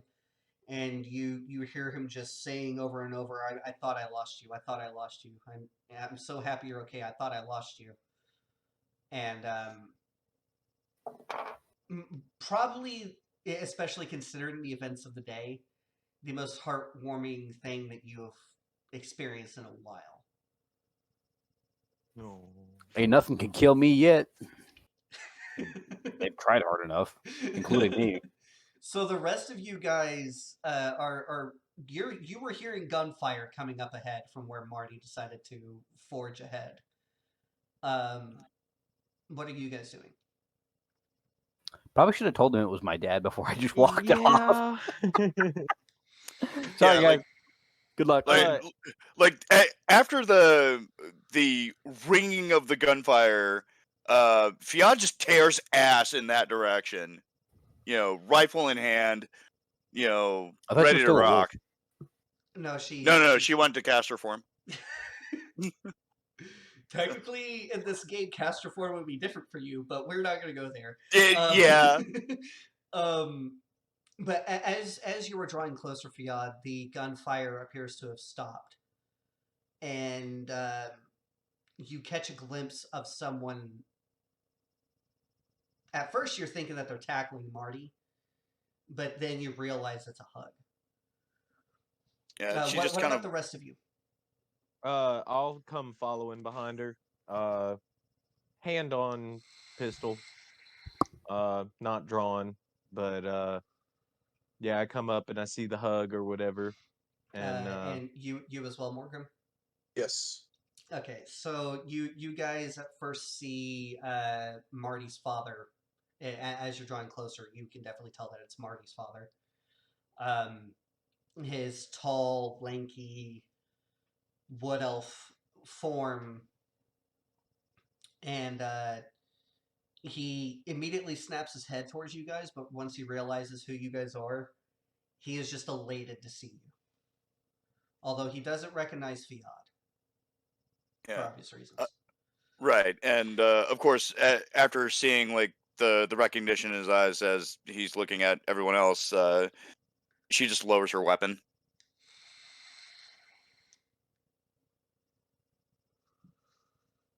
Marty, are you going to introduce father to Fiat?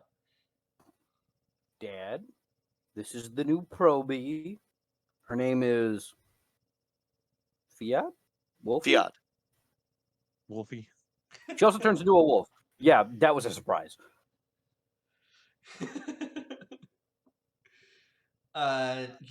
His father, and you recognize that it is his father, Fiat. After he says "Dad," he stands up and faces you,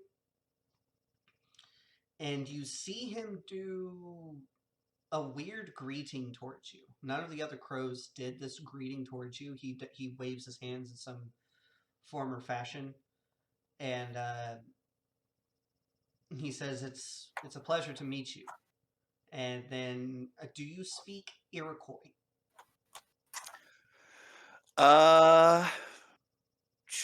Let me double check her languages. That is She speaks Common, Cherokee, Druidic, Sioux. Funny enough, sorry guys, I missed that bit in the last part, and she does Stupid. speak Gaelic. So He says something else in a language that you don't understand, but you gather it's some form of greeting. okay, she'll set her rifle down. Well, kind of like parade rest with the arm, and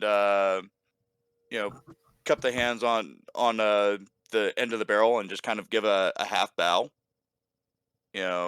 Um, and she will reply in Sioux, to the surprise of everybody here at the party. The spirits have guided me to you. This bitch. This bitch. um, Well, it's at that point that you see a worried expression form over this man's face, and you can tell, on weirdly enough, that he carries himself like a chief. Um, he says, "Well, if you work with the spirits, maybe you can help my wife, I shall do all I can. Marty.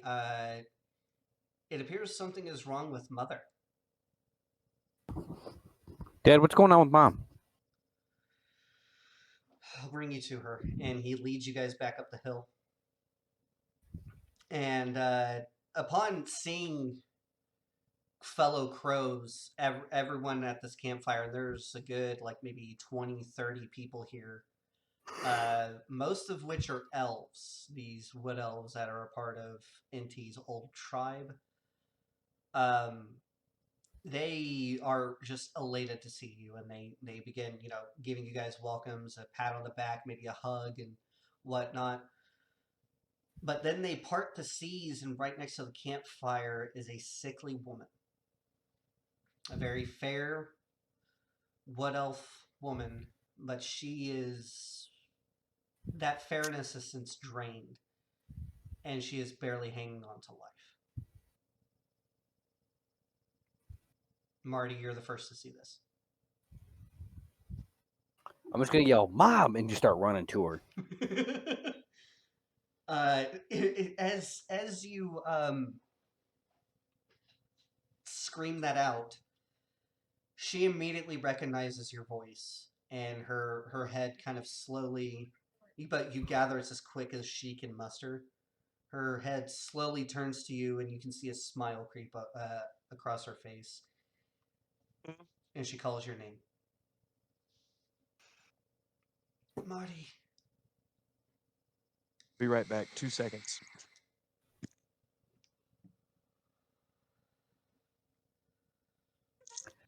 Well, I'm gonna kneel down next to her and just give her a big, gentle hug, and let her know that Inti's okay too. He's just being an idiot. um, she nods, and she returns that hug. But as you look down, you can see underneath the blanket that they have placed over her, there is a lot of blood.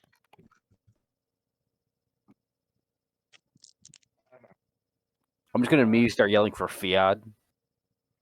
Yep, she's staring ass right to you.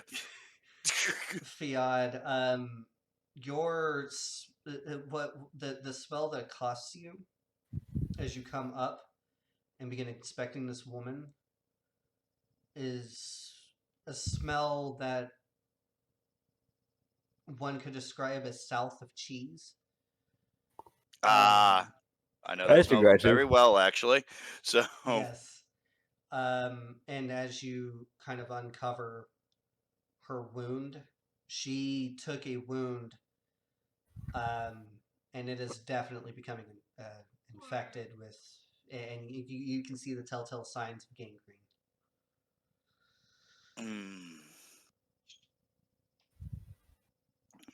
Where's the wound? So Her stomach, around her navel. Ooh. yeah, so Fiat's gonna look at Marty and quietly say, "Please, give me some space. Keep them away from me while I work." I don't think Marty's gonna comply with that because that's his mom. No one shall disturb you. But are you leaving? Okay. Like 3 steps away. Like not very far, but just like she has space. Mm-hmm.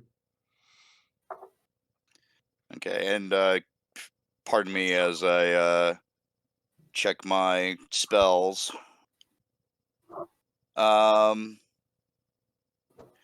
Right, so she's gonna flip her medical kit in front of her and Mhm. just get to work. Trying to clean the wound as best as she can.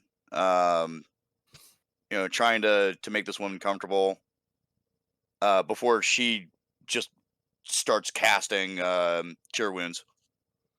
Give me a medicine check beforehand, since that was the Okay. first thing that you went to.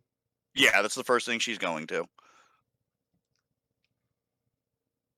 That is a 19.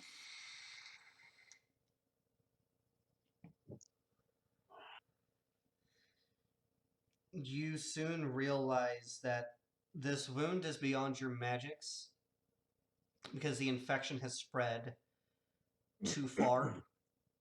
Had you gotten to her maybe an hour or two after this happened, you would have a hell of a better chance to help her. But you reckon that she's been sitting here losing blood and and the wound becoming infected for quite some time, probably a day. Um, the problem is you can actually see it as you were going in to try to clean. Her colon was perforated, and the fecal matter from the colon then went all throughout her system, and she's suffering from sepsis, gangrene, a whole bunch of things that have gone too rampant for your magics to have any effect. I'm Mm. gonna die, Kimosabe. Shiat is actually going to try something. She is going to cast Lesser Restoration. Lesser And restoration. Lesser Restoration, you touch a creature and can end either one disease or one condition affecting it. She is going to cast that as many times as she can before she passes out. Who's Lester? Don't call me Shirley.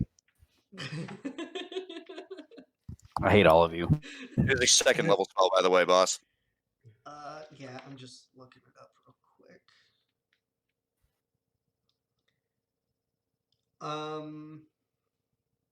It doesn't work on. I don't think it works on disease, but it will work on poisons. So, which gangrene is a poison? Can end either one disease or one condition afflicting it. Yeah. So I reckon if you were to cast it maybe 3 times, Yeah. you would be able to stave that off. But she's definitely going to need some form of surgery.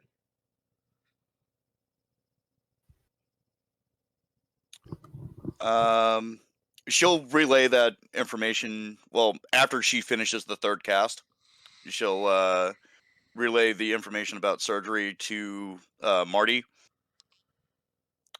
and ask his permission to attempt it. Marty. Okay. Full send. Full send. All right. What do you need from me, boss? Medicine check? Yeah. And considering that you were doing surgery in the field, not in a hospital, I'm going to need that at disadvantage. At I could attempt disadvantage. to help. What are you proficient in medicine? I got a +2. Unless you have the little black dot next to it. No, I'm not proficient. I see it. It's the ones Then- that I'm proficient in are highlighted. If So. anything, you would be getting in her way. Alternatively, we could probably try to move her back to the trucks and get her inside the hospital I was gonna there. say, with Fiad is the not aware of a hospital on the trucks. Ah, yes, this is true. She does not know this. So, I what mean, was that, Kit? two things. One, is there a hospital on the truck that's Yes. available to us? There Two- is a hospital truck, pretty much. Okay. Two, how long will she be okay before she absolutely has to have this surgery to save her? She's not out of the woods yet. You guys can carry her, and as long as the wound is covered with fresh linen and probably the blanket being changed, Fiad would definitely know this if she's about to transport this patient. Yes. Which is why I'm telling you. So, she could be taken to the hospital trailer to be worked on. Yeah. So to rewind here, Fiad would definitely be first asking Marty if he's okay with her doing the surgery, and the next thing she's going to ask is there a clean space that I can work in? Otherwise, this is going to get really hairy really fast. I'm gonna look at my dad, it's his wife.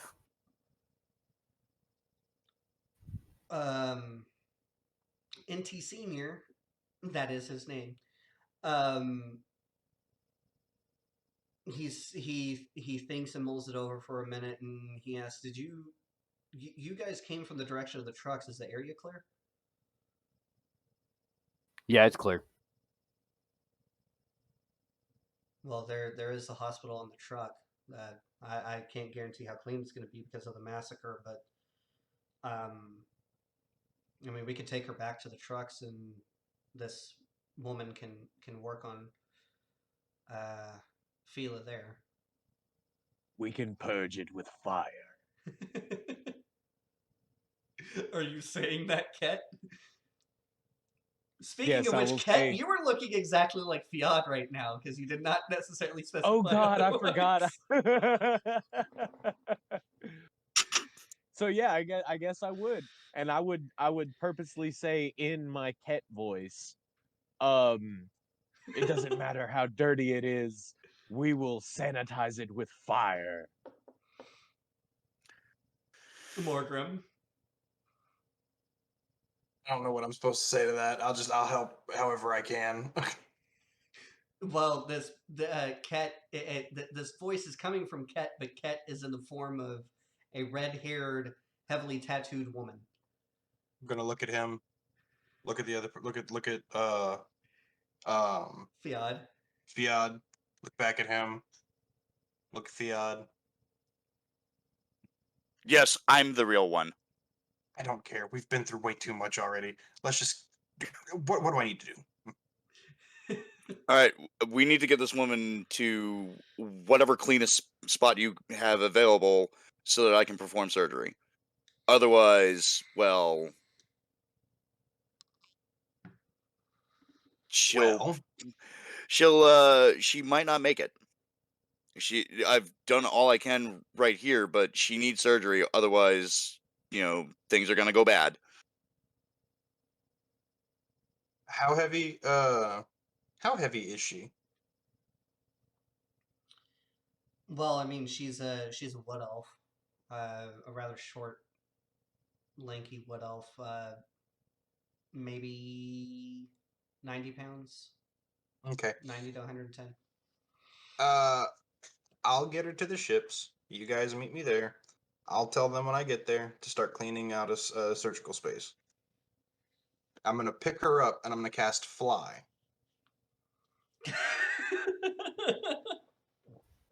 Well, there goes that problem. Yeah, problem Here we go freaking again. solved. Sophia, are you going to prep her for transport? Oh yeah, absolutely. Before he takes off, I'm prepping her for transport. So yeah, you make sure the wound is clean. You bandage her up. Put a Which fresh blanket on her. I was about to say that is a 15 in case you needed me to make a check on that. No, that's fine. So Morgrim, how are you carrying her? Well, I'm assuming I'm gonna carry her bridal style. It seems to be the easiest way to go. Easiest and not doing any undue damage to her. So Yep. yeah, you take her up in your arms. Do you say anything to her before you lift off into the air like Superman? Two things: don't look down and don't let go. She just holds on to your neck for dear life. So, But just just a little side note, because we did talk about it, I think, first session. My character was a variant.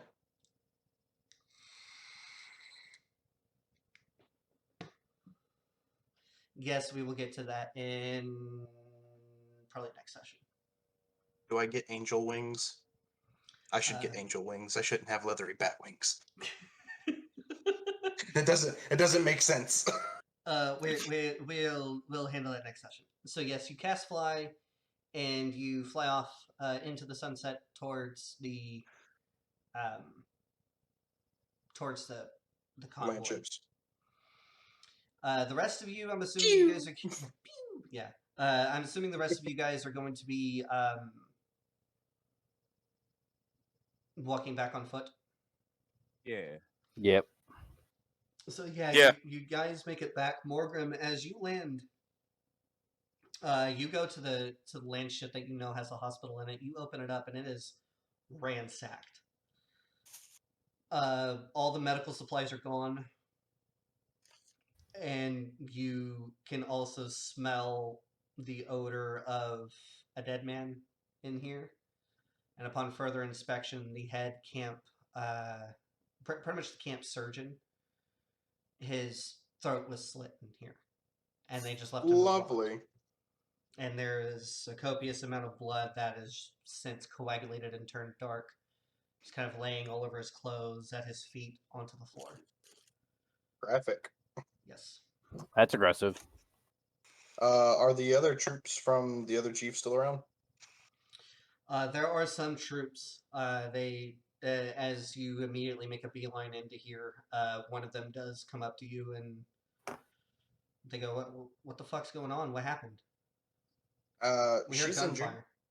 Yeah, you talked to Marty about that one. Go ahead and get a cleaning detail. This thing needs to get spotless immediately. We need to perform surgery. The soldier looks around the room and sees that there's no supplies. With what? Let us worry about that. Just get this place clean. All right. Hey, you guys come in here real quick. And they kind of go over to the body and they see that, it's the lifeless form of the camp doctor, and you can visibly see anger over their faces, but they end up moving the body out and move the body over to a body pile they were getting ready to torch off. But yeah, a couple of guys come in. They try to clean the place up as the best they can, but at that point, it's safe to just lay her down on one of the gurneys.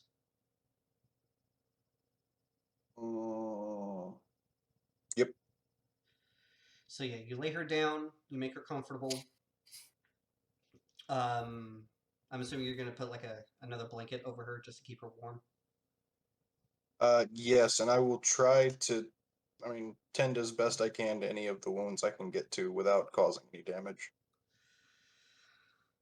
Well, from what Fiad has said, and she's weaved a lot of magic over her,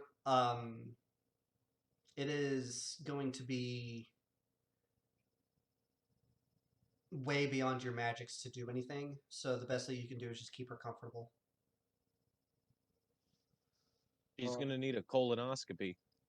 Jesus. Then let's see.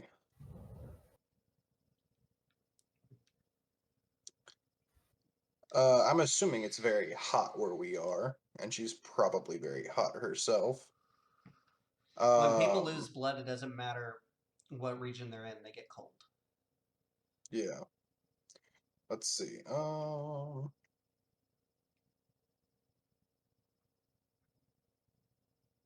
Hang on, give me a second. If you try to cool her down, you'll make her go into hypothermia. Please don't make Fiat's job harder. I wasn't going to. Prestidigitation allows me to, generate a puff of wind. I could use that to make her a little bit warmer.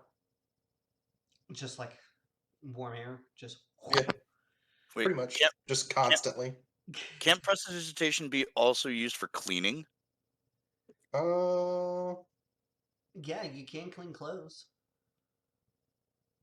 Yeah, so I'll snap my fingers, try to clean up as much of her clothing as possible, and start snapping and cleaning everything else to assist the detail, while using my other hand to blow warm air on her to keep her from going into shock or worse shock.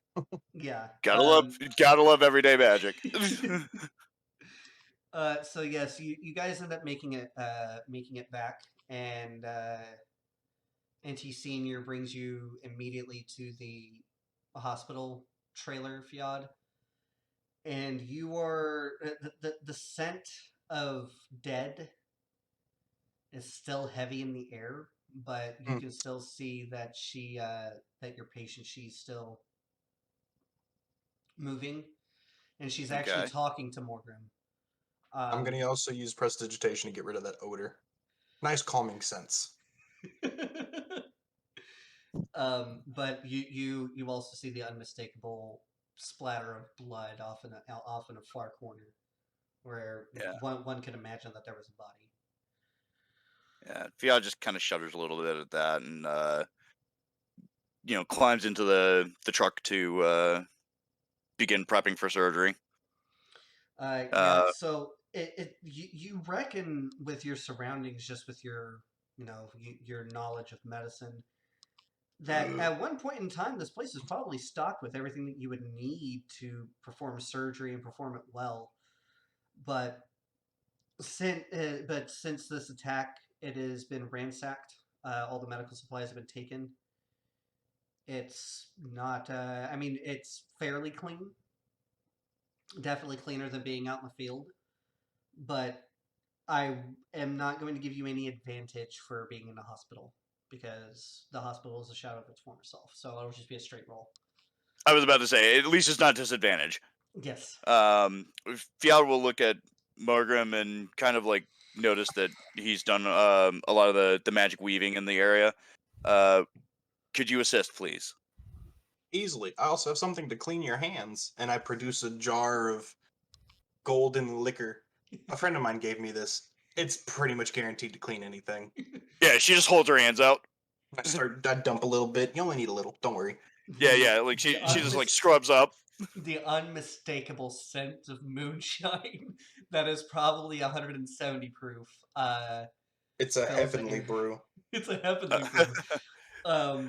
You might want to let her have a sip of that while I'm scrubbing.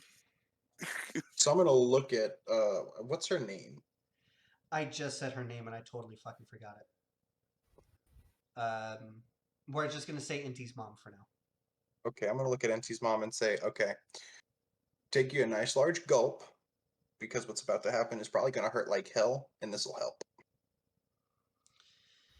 You see her take a couple of deep breaths, and you actually see her begin to take the blanket off of her to expose her stomach. And then she grabs the moonshine from you, and she takes a large gulp, and she tries to gulp it down. She does, and then she goes to take another. I wouldn't do that if I were you. Oh, just one. So I'm gonna stop her from taking that other sip and be like, we have to sterilize the wounds too. Right. That's gonna hurt. Now freshly scrubbed up and ready to perform surgery. Fiad starts getting her tools out for and like laying them into like the cleanest tray she has available. For Morgrim to sanitize. So I'm gonna start sanitizing things on the fly. Let's see, do I have, just out of curiosity, that one? God.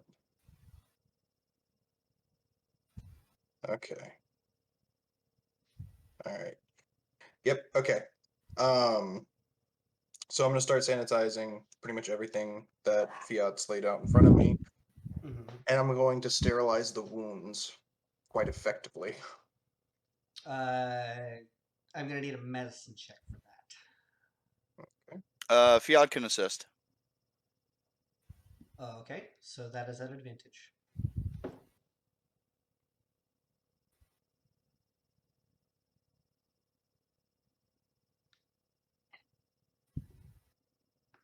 Okay. Sorry, hold on. That is going to be. That's a phone. Give me a good one. Okay. That is going to be a grand total of medicine. 16. 16. So yeah, you are able to clean the wound even more, and Inti's mom is screaming at the top of her lungs. Um, so Ket and Marty, where are you guys gonna be at? I guess I'll just be standing outside the door, kind of watching, keeping watch outside. What about you, Marty? Doing the same thing. So yeah, Marty, you are hearing screaming in your mother's voice, um, coming from inside the medical trailer. Like, and I'm talking about it's almost as if she's being gutted. Well, I mean, she is. Fair point. I did not need that. Did not need that in my life. I'm just gonna kind of look at Cat and just kind of roll my neck a little bit and look at Cat again. Roll my neck, look back at the trailer, and just be like, "I'm gonna take a walk." Yeah. You want me to join you? No, stay here. Make sure she's not bothered. I Well, just your father is he appears to be sitting at the steps, and he's definitely not in a good headspace. He's just kind of rocking back and forth. He's got his head down, his fingers are interlocked, and he's just kind of rocking back and forth on the seat. I'm just gonna kind of walk over and kick him in the boot and be like, "Hey, let's go for a walk. We're not doing anything good here." Yeah, and he just stands up and looks to Ket. You'll look after her. Of course.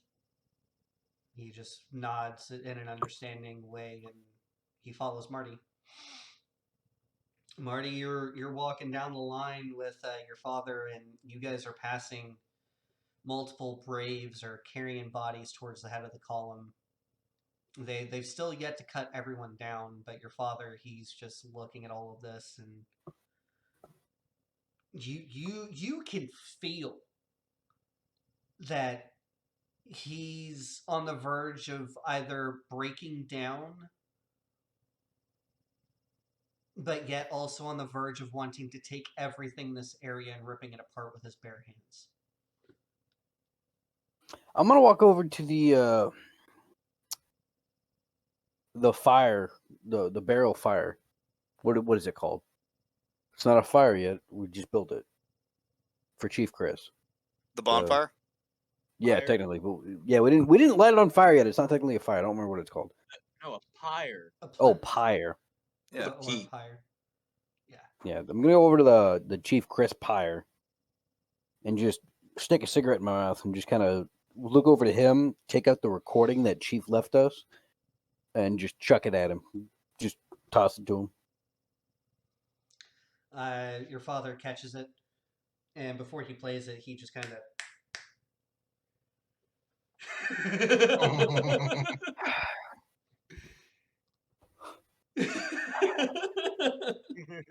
I hand it to him and stick another one in my mouth.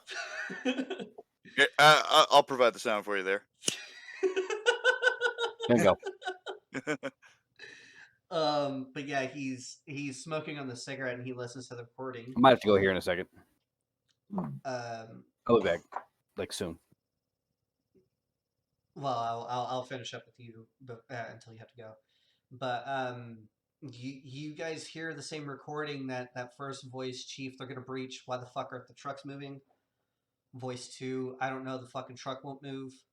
All the gunfire going off in the background, and your father, you can see a tear roll down his cheek, but it's not of sadness, it's of anger.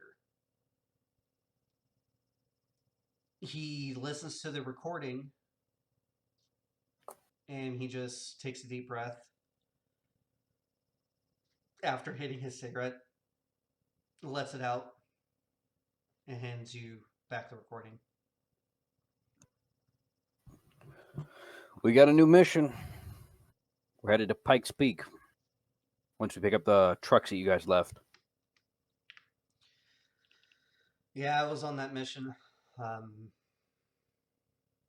was a little sketchy. I know that place almost like the back of my hand.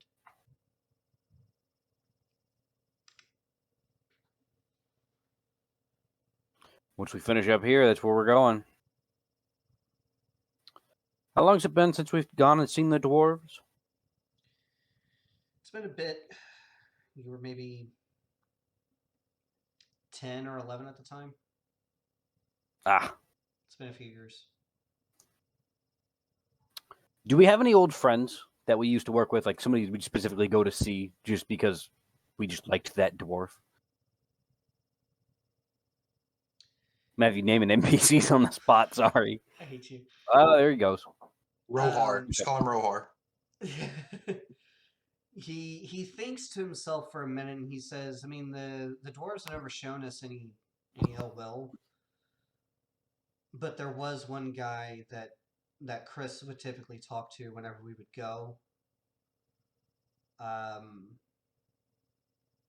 think his name is Garrick. Garrick. Ah. Hey, sorry. Do I remember Garrick? Or was I too young and I wanted to play with all the kid dwarves? Give me a history. 20 and 30-year-olds. Because, 20 or 30-year-olds, yeah.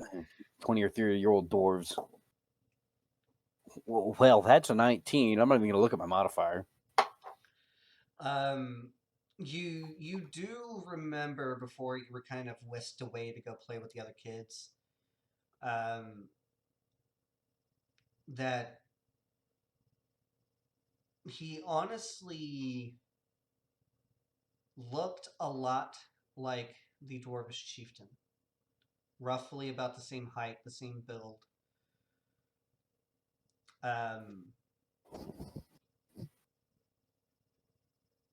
But yeah, he would have been talking to Chris rather closely. Dressed in not necessarily regal clothes, but official clothes. But that is all that you were able to remember.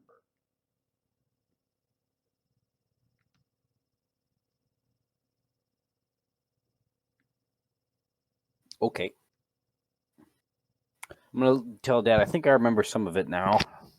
It's been too many years. Still remember the language, though. Taught me well. Yeah. I mean, we can always talk to him.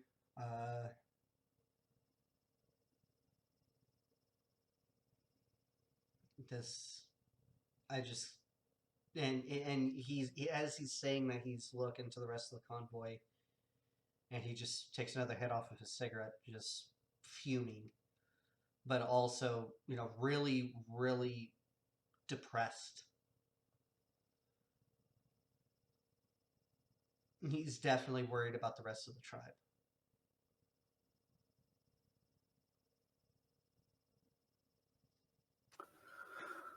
We'll rebuild. Go number 4.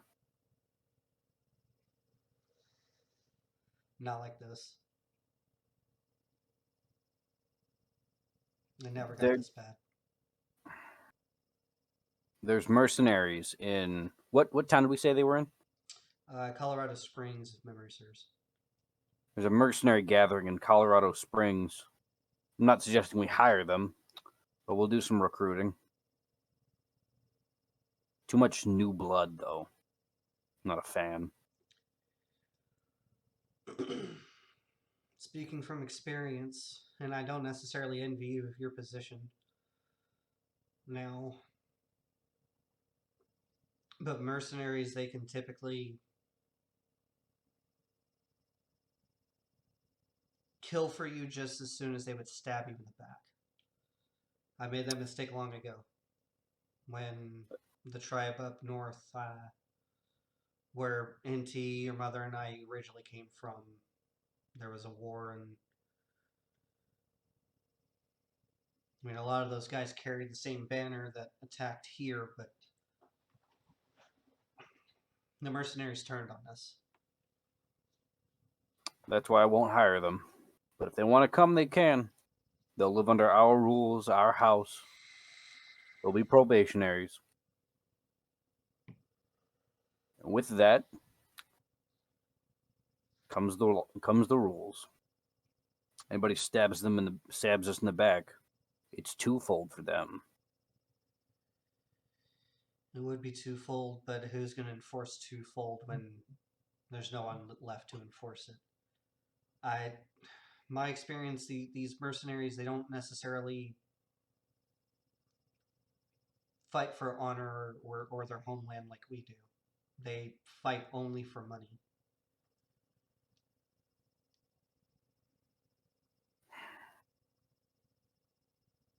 I'm not saying that none of them will have a good heart, but they're going to have to be compensated at some point. Their compensation is joining the Crows and every perk that comes with it.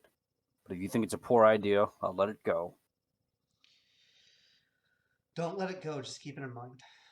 I understand we need bodies, but these are tumultuous times, and right now we're on our heels. We're not pushing forward yet. We need a victory. That's the biggest thing that we need is we need a victory. What happened at Fort Scott?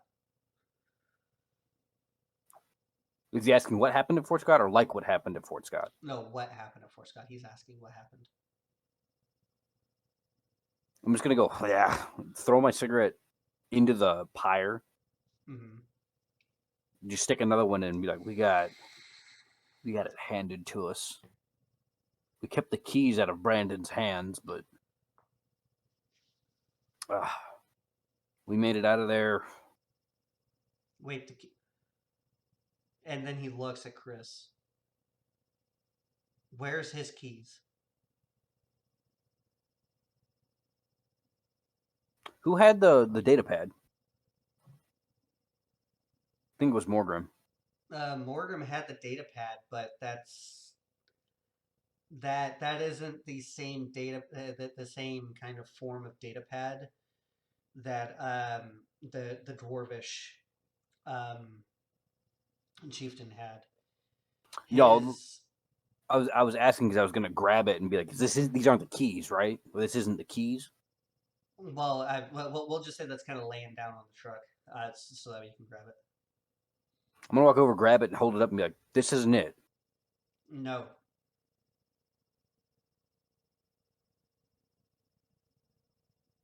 Where I'm did gonna you walk find over to. him? I'm just gonna point at the truck and just kind of stare at it for a second, and then just scramble inside. Leave He's it right with behind you. leave it with one of the other guys. I gotta go real fast. I'll be right back. So yes, we're going to go back to Fiad and Morgrim. So you guys have cleaned the wound. Now it's time to start closing things up and commence the surgery. So Fiad, I'm going to need that medicine check. Alrighty. Fingers crossed, lads. And checking the skill. That is an 18. Wunderbar. Now give me just a D20 roll.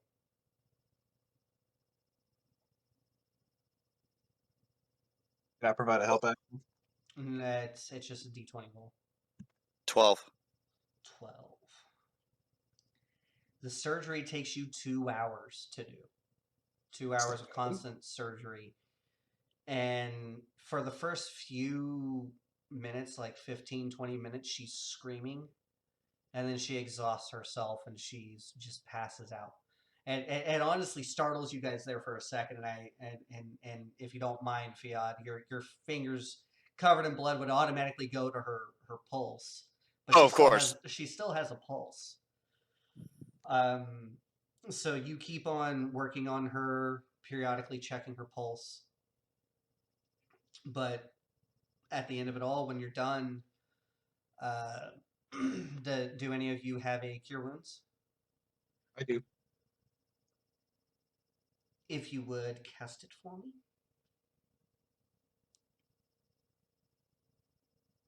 Okay. Let's see. That is going to be.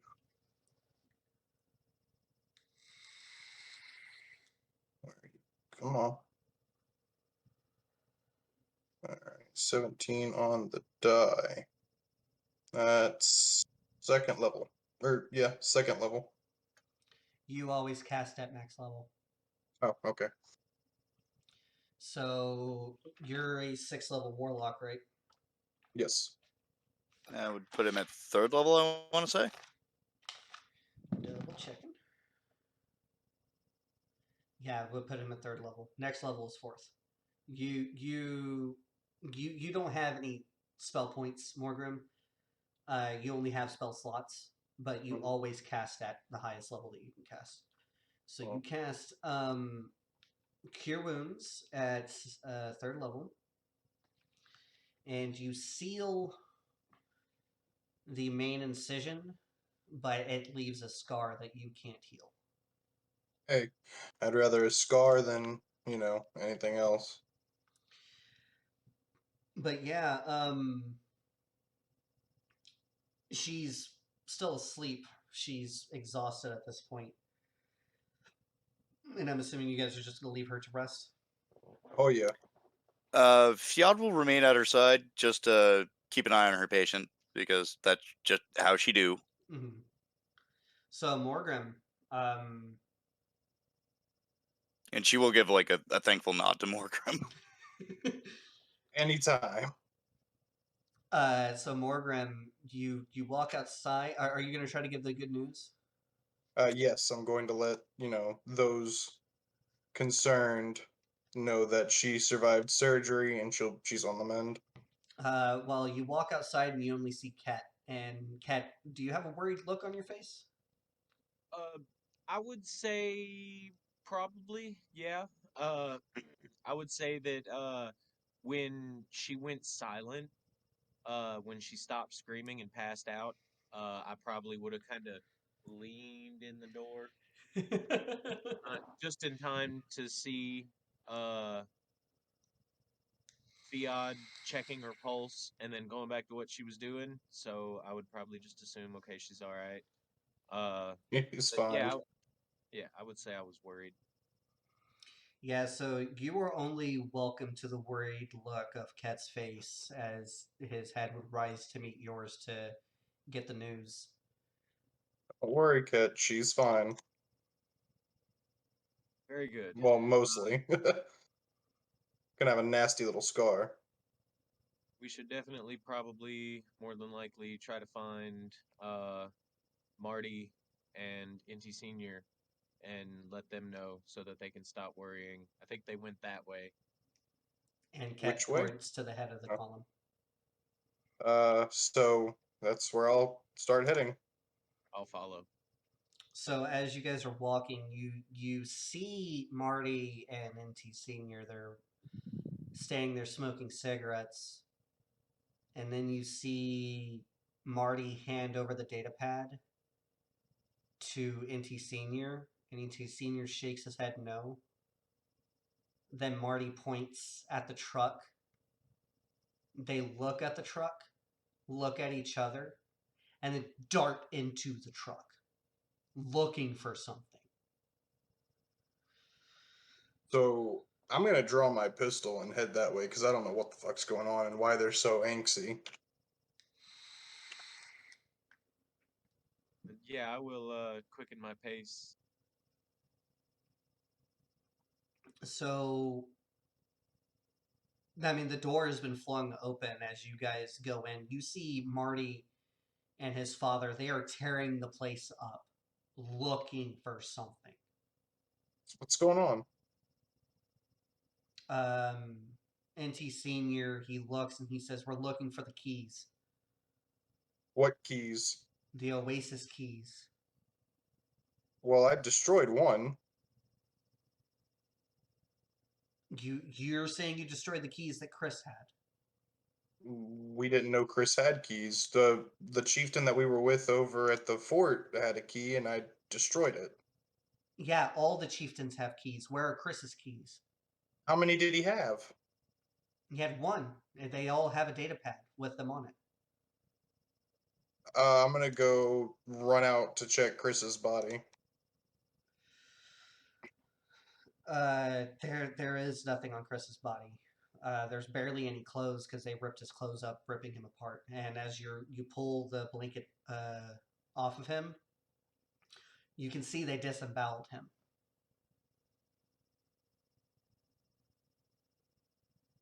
I'm gonna run back. It's not on his body. Kat, what are you doing while Morgan walks out? I mean, honestly, at this point, I'm probably doing the whole watching a tennis match thing.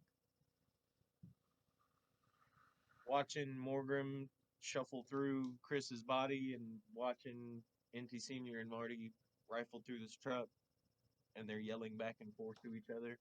Where is it? I don't know.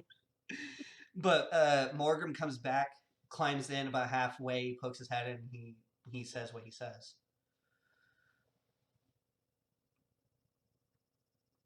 What did you say again, Morgan? It's not on his body. You'd think, I mean, and I'll say this out loud, kind of walking up to the side of the truck so they all can hear me.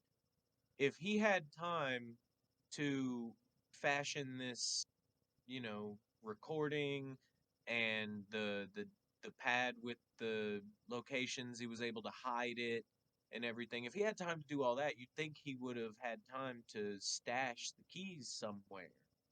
He didn't hide it there, I did. And this is coming from NT Senior. It what? Where? I hid the data pad in the wheel well. That was our contingency plan. I did that a couple days ago. Okay, where did we find the recording? Marty runs over to that little opening where he found the recording, and there's nothing in there. And he lets you know that there's nothing in there. Oh, this is bad. This is really, really bad. If he knew he was gonna die, he wouldn't have kept them on his person.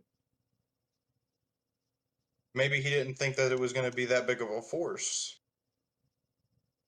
He had time to leave us a voice recording saying his goodbyes because he knew he was gonna die. He didn't even get to finish the recording before they broke through the doors. Another thing is he probably thought that recording was more important than the keys. All I'm saying is we have to assume the worst, and they have an Oasis key. But why would they have tried so hard to get the other chieftain's key if they Because had they need all of them. Oh, they're like fragments that go No, together no, to form. how they work is the keys are the enigma to read the map. And you look up onto the roof, the same roof that you saw a few sessions ago, and you see the map of the area of all the Crowlands with the small numbers etched into the map. You have to have the keys in order to read the map. The Oasis keys are there in case we need resupply. That has all of our technology in those bunkers.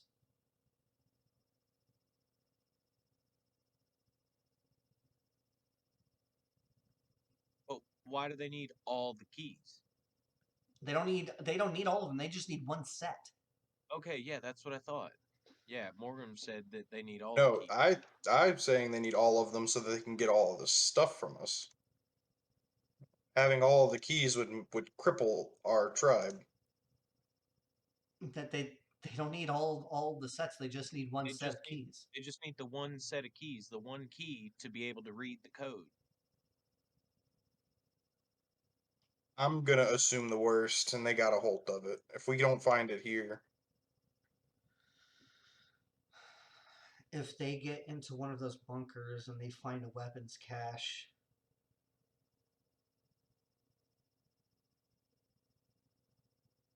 there's no telling what they can do.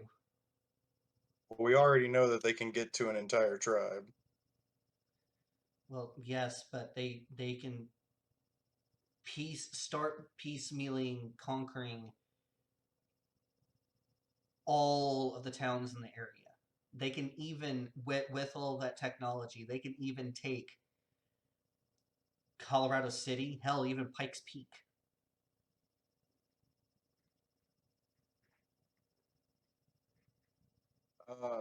Morgrim is going to run outside and holler for the remaining troops to start tearing the trucks apart looking for the data pad. Like, search everywhere. The rest of the troops they do that, and that dwarvish chieftain he comes up and he says, "Wait, what the fuck's going on?" We And he can't climbs find the truck. Chris's data pad. We can't find his key. Oh, son of a bitch!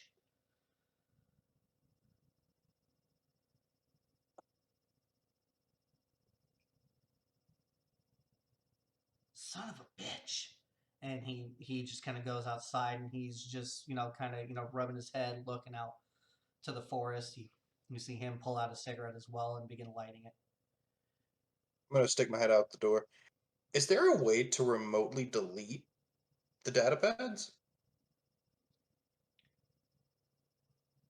As far as I know, it's a closed system. Well, yeah, but theoretically, wouldn't there be a master pad in a closed system?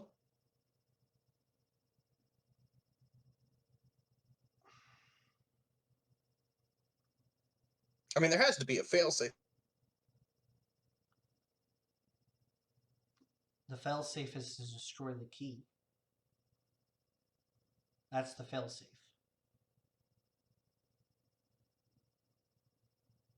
Sorry, go again. My computer kind of shut down on me for some reason. Okay. He said that the failsafe is to destroy the key itself. That is the failsafe. There's no way that's the only failsafe with these being as important as they are. Like I said, it's on a closed system. Realistically, you give it to the strongest person who's the most well protected and the hardest to get to, Exactly. and you make it a fairly fragile device that you can easily destroy if need be. The thing is, he didn't destroy it. I mean, it's obviously still intact. We'd have found the pieces. Were you looking for pieces? I'm sure they would have been near where we found his body. You look on the table where you can still see some of Chris's guts hanging, kind of hanging down and on the floor and whatnot. There are no shards.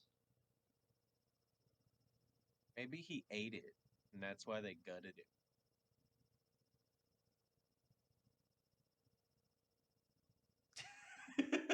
Morgan's like, nope.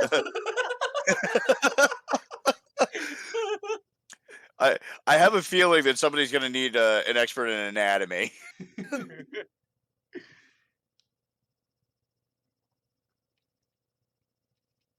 Are you back there, buddy? Yeah, I'm back. I don't know what the hell's going on.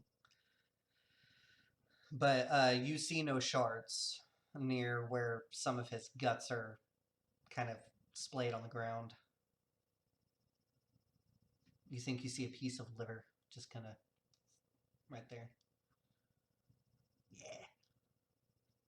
Gore. Jesus. Now all we need are 5 beans and a nice Chianti.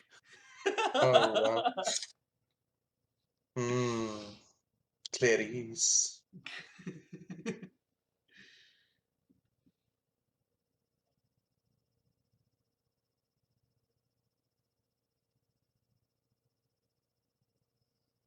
So, you don't see any shards. I don't know. I say we send a runner. We need to let the High Chief know that they potentially have one of the keys.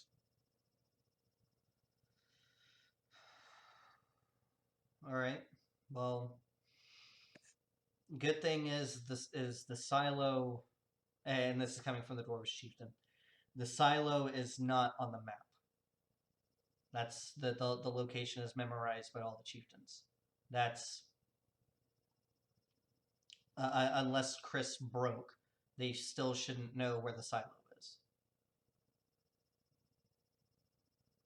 That's all fine and well, but we can't run any risks here. I mean, we don't have the manpower to guard each of the stockpiles and the silo. And all it would take is for one person to return to the silo and tip off Brandon where they're at.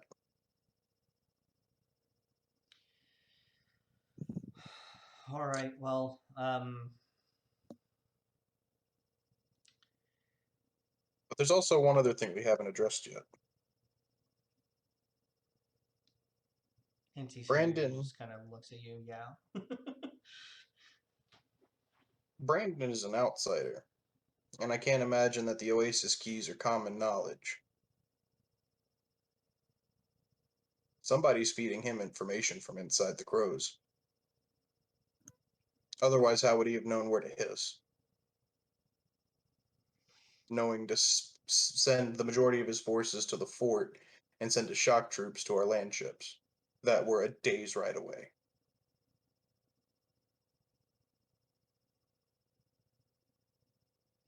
The older ones in the room, they mull it over. Do we have any idea who? Well, it's none of the guys in I don't remember the chief that's with us currently. I don't remember his name. But it's no one in his company. We checked them all when we got to the fort. I'd imagine it would have to be somebody close enough to the chiefs to be able to overhear any information being passed.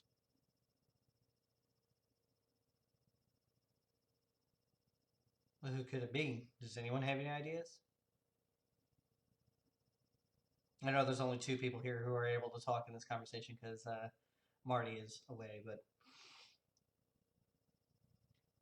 Kat, do you have any ideas?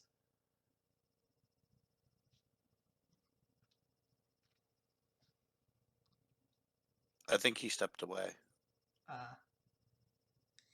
Honestly, it would have to be somebody that was either flipped recently, within the past few months when Brandon and his people became a threat, or it would have to be somebody new that's been brought into the tribe.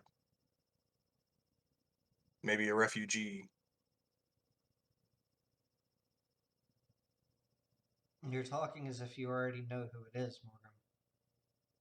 I don't. That's the problem. But I'm putting two and two together here. I mean, think about it. He's managed to hit us in places that he shouldn't know where to hit us at. Like, he shouldn't have known our landships are here. The bulk of his forces were concentrated at the fort.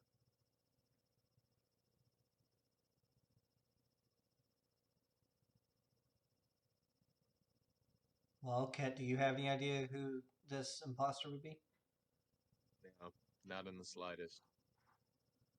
So real quick, Warren, you asked, you said that Morgrim is saying this like he already knows who it is. Does he know if somebody is actually passing information, or would he have an inkling of somebody who is passing information?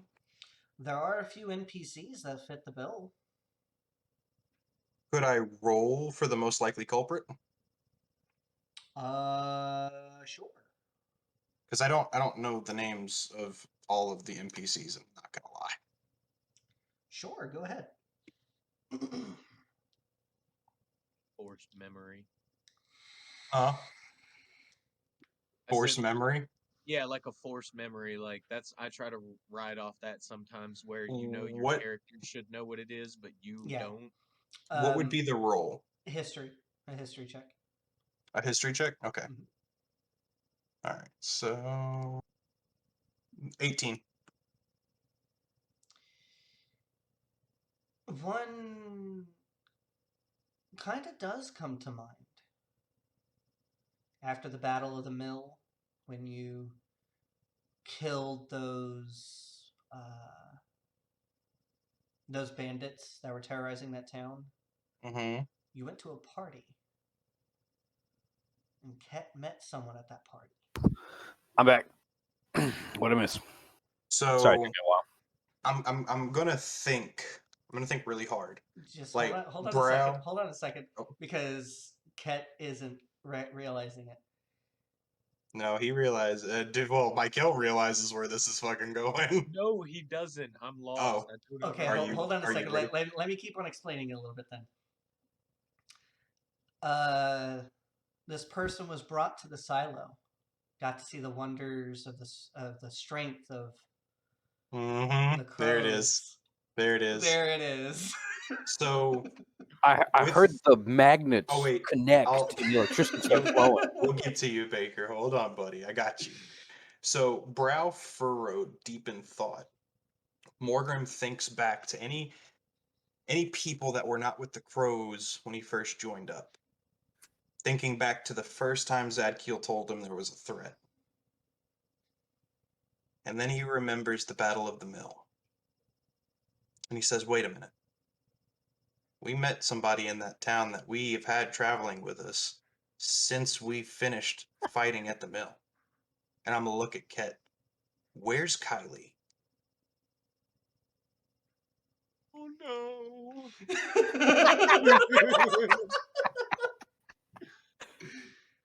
We may or may not have planned this. Actually, this was not planned. She was planned to be a bad guy later on, but this is just too fucking Spoilers! good. Oh wait, I missed something important. Oh, You no, did. So let me fill you in, Baker. Morgrim Please. said that it was too much of a coincidence that Brandon knew exactly where to hit us and when to hit us, as he has. He said there has to be somebody on the inside, somebody close enough to the chiefs to know where our movements were going to be and pass that information on to our enemy. Oh no. Because there is no way the bulk of the forces were centered where we were, and the shock troops took the land ships. There's no way that that's a coincidence. Oh no. And all Ket found of her was a Was picture the that she pistol. drew and her gun. Oh no. Can we stop saying the oh no up in here so the Kool-Aid man quits busting through my wall? Oh yeah. Ket, at Oh my- first, what Morgrim is saying is absolute nonsense. Just not even just not connecting. But then he begins to make sense. Did we find her body?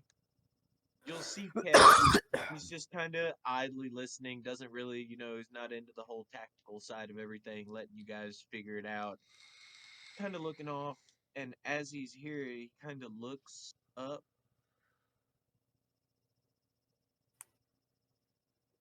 And just head drops.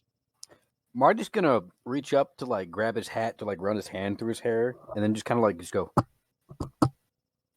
Just look over to where his father is. Just kind of. He's gonna stop. And he's gonna go. The muskrat station, the muskrat fuel point. We got ambushed there. She was on that mission.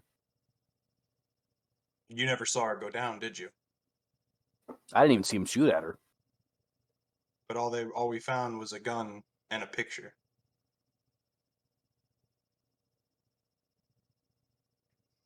I think that's our mole. She's the only one that's been close enough to any of us to manage to glean any information on our movements.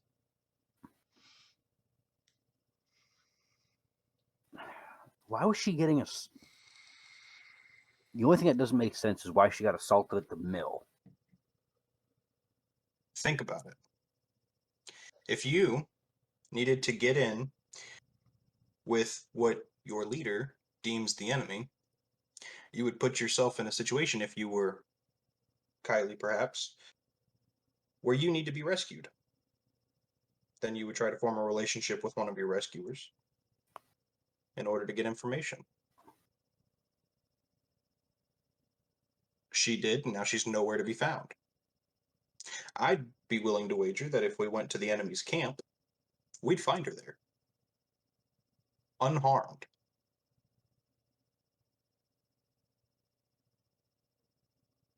As good as assaulting the enemy's I'm not camp saying is assaulting it. payback. I'm just saying if we were to go there, I guarantee you she'd be there. Because it makes no sense, right? The fanatics that follow Brandon, they're not after money. They're not after women. No. They are solely dedicated to that man. They worship that man. We saw that at the fort. They were wearing his face. So they have nothing to gain from taking Kylie alive, especially if they already know where we're moving. So if they don't know where we're moving and Kylie's missing, it's pretty safe to assume she's the one who's giving them the information. It's at this point NT Senior kind of perks up. But she was tortured right alongside me at the cave. Who got the worst of it? Who got the least? Honestly, all they did to her was cut her ear off. Which can easily be fixed.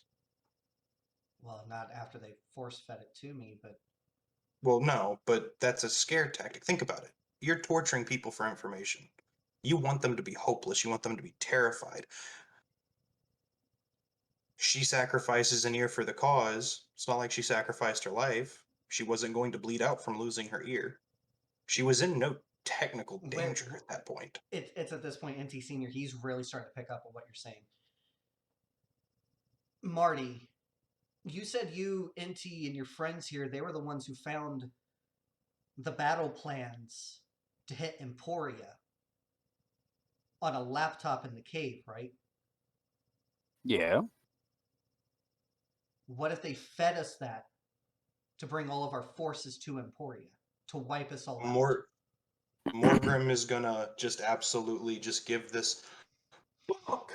It's not about Emporia. It's not about Emporia. Where else has Kylie been? The silo. All of our forces are scattered right now, and only a single small amount of troops are guarding the silo right now. She has a direct line to our home. She has front door access to our house. Ket, you're being quiet.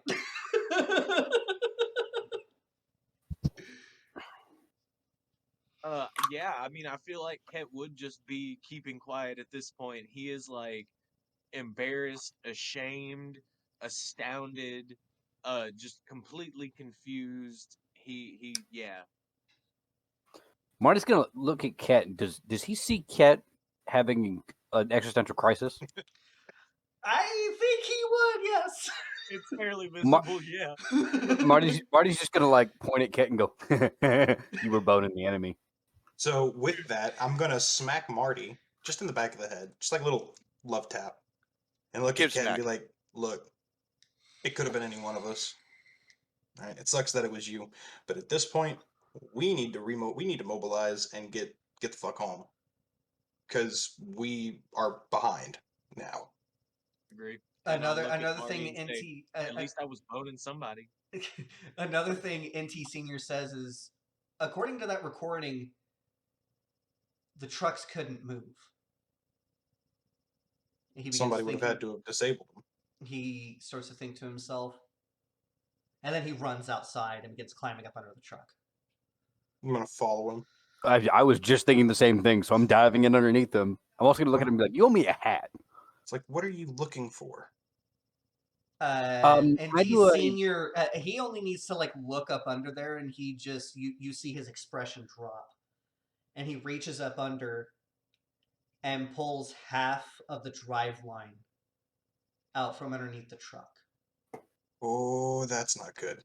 I'm gonna like wipe it with my fingers and look at it. Do I see burn marks, powder of some kind, anything that would have caused an explosion? You see half of it appears to have been ripped. Like it just so much torsional force, it just ripped itself apart. But the other half of it appears to have been sawn. I'm gonna walk over to the next truck and just reach under and grab the drive line and just kind of give it a pull. Same thing. Um, I'm gonna reach up to go to throw my hat and then just go.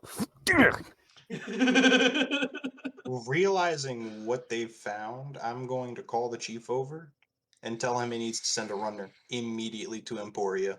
We need to pull all of our troops back to the silo. Like now.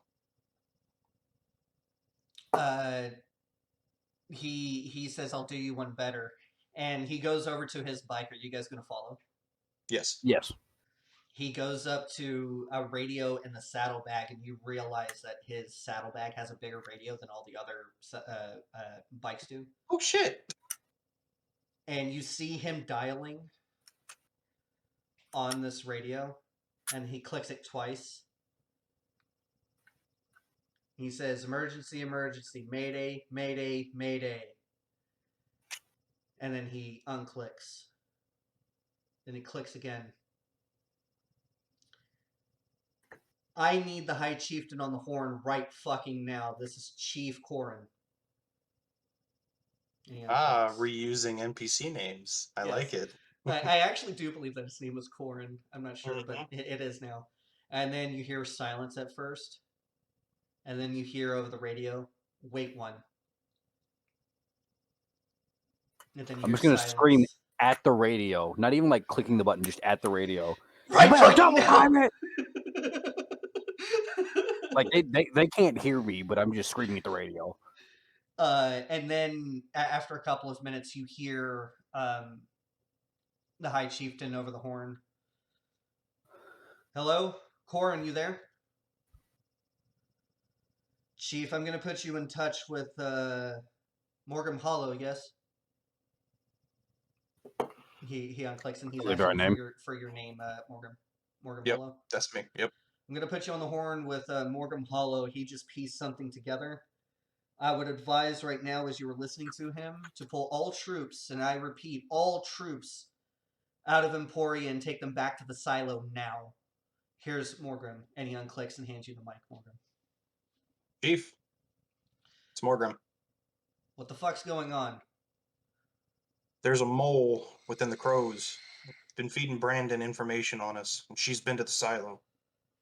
That's why all of our troops are out here, and that's why we found those battle plans for Emporia. They're not hitting Emporia. They're hitting the silo. You hear silence. I'm going to further go on. They've decimated our land ships a day's ride away from the fort. We held the fort as long as we could, and we lost that too. Too many. We have to pull back to a defensible position, and we have to get to the silo before they do. And they're already ahead of us. You hear silence. And then you hear in an eerily calm voice coming from the chief. "They went silent a day ago." Marty's gonna at this point turn and just start screaming at every crow within yelling range. Find something that moves. I don't care if you got to cobble it together, weld it together, or just start running. Get something that moves now. We leave in 10. Corin says, "What about the bodies? We can't just leave our brothers and sisters here to rot." So with They're on a that, pile. There's a with fire. that, Morgrim's going to snap his fingers, igniting a sacred flame, and just chunk it at that pile. So we're gonna come back to Fiad. Fiad, you're hearing a lot of commotion coming from outside, and you see Morgrim, Ket, Marty, that chieftain that you met, and Marty's father. They appear to have some form of frantic panic looks on their faces, and they are snapping orders. Okay. First thing Fiat's going to do is make sure that her patient is still, like, for lack of better term, comatose. She's asleep. Her breathing has definitely restored to something that would be healthy, and she's just fast asleep right now. Hand on weapon, she is going to just book it over to Marty and Insu. What's going on? I'm just going to yell, "Common, it's faster. You better find something that moves if you want to come with us." Faster. Yeah, she's gonna go and retrieve her cycle. So, So yeah, Quallen ends up getting a couple of artificers, a couple of engineers together, and he tells them that the drive lines have been cut. The drive lines need to be repaired as soon as possible, and to get these trucks back on the move. And you see these engineers. They go up underneath at first the command truck, because the command truck has more weapons. And you see them crawl up under, and they spend a few minutes up underneath there. And you see them just kind of, what's up, Morgan? When you're done narrating, there's another thing I need to tell the chief. Then they come back up underneath, and they kind of, clean their hands off, and they're running to each of the land ships, trying to cobble them back together. Are we still picking up the ones that are dropped behind?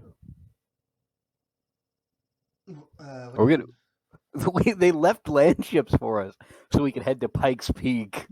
Are we going to skip that whole part? I mean, if you have perfectly working land ships here, that works. We're good. Morgan. So, still on the radio, I'm also going to tell the High Chief they have an Oasis key. What? They took Chris's when they killed him. You hear over the comms in like a heavy, angry Sioux. A lot of expletives. My man. I'm also going to be sending a runner to what was it called? What peak? Pikes Peak. Pikes Peak. I'm also going to send a runner to Pikes Peak with the data pad that was left to us by Chris before he died. We're going to see if the dwarves will start getting our vehicles there ready and mobilized. You don't have vehicles at Pikes Peak. Yeah, we got to negotiate with them. Yeah. Well, I'm going to send a runner to let them know that we will be there soon once we handle this issue at the silos. Because we heavily fortified that bitch, so if they went quiet a day ago, it's still possible they're under siege. No, Emporial went quiet. No, not Emporia. Silo. The Silo went quiet. Silo Oh, I understood Emporia. My bad. No. Our forces are in Emporia because that's where the battle plans for Brandon said that would be attacked next. But that was a diversion. A division. Good job, Legolas. Anyway, continue. But I'm going to send a I'm gonna runner toss a dwarf towards. I'm going to send a runner to Pikes Peak and make sure that they know that we'll be on our way once we handle the issue at the silo. And with that, I'm going to toss. Real quick. Yep. Because this is a good way to kind of come to a fork in the road. This is going to be a vote with the party here. Do you guys want to go to the silo? Or do you guys want to go to Pikes Peak? So I'm going to say Silo first, because if they're under siege, they need help. It's either one Pikes way or Peak. the other. Silo or One Pikes way Peak. or the other. Do you guys want to negotiate the alliance or no?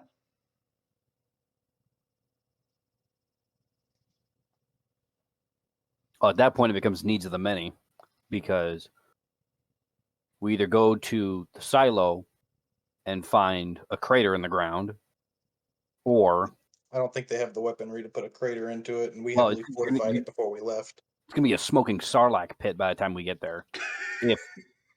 With the fortifications that we made, I'd wager to say that it's still being sieged. We saw what Brandon had at the fort. We know what they're capable of, but we know that they're also not capable of taking a fortified position quickly. Especially not after the ass whooping that you guys gave to them at Fort Scott. There is a chance that we could come up behind them. And if we come up behind them, we can thin out their ranks and ease the pressure being put on the silo. Pull a Gandalf on the dawn of the third day. Pretty fucking much. Yeah. So let's change the runner message, Morgrim, to basically all the intel we have on what's going on with the Chosen and Brandon, and let the dwarves know, hey, get ready, because they might be knocking for a fucking fight. They're coming. Yeah, they might be knocking on your doors here in a second. you guys are hinting that you want to go directly to the silo. That's just me and Morgan at this point. Yeah. Kat, what do you think? Silo? Yeah. I think he wants to kill Kylie. Kylie hurt my mom. He's not the only one. My mom loved her. Oh no, I'm gonna kill her with her own revolver. Oh, That was okay. the plan, actually. Would you So- look Not at a that? bad Boys? idea. All come together Are we in agreement going to the silo? with Boogie. Time to go to work. Do you have any input, Fiad? And you can Um. use metagame knowledge for this. All right. Just going off of Fiad's current feelings. She is called the Avenging Druid for a fucking reason. So she is ready for battle. Closest we're gonna get to a paladin. I miss Finn. Yeah. So So, with that Not being his role. said, this is your time to change your mind. I mean, we're all in agreement, which is very rare for our parties. Usually we split up. Take advantage Okay, of it. well, Kobe's not here, so love you, Kobe. So at that point, Quallen is going to snatch the radio out of your hand, Morgrim. And he says in Sioux over the radio, "Hi, Chief, with your permission, we won't be sending a runner. I have a brother. Rohar. A brother who's fairly close to being under the peak. I'll see if I can swing some influence. I'm going to be taking my best warriors to come with me. The rest of my warriors are going to be going with Morgan, Marty, Inti, and Ket." And then he undoes the mic, and you hear silence. And then the High Chieftain comes over the radio, and he says, "Sounds like a good plan. Execute. And I'll be heading that way as soon as I can."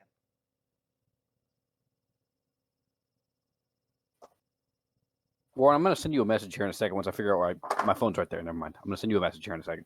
Okay. So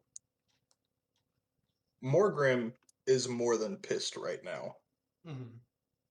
Like, I mean, there is an infernal fire burning in his eyes.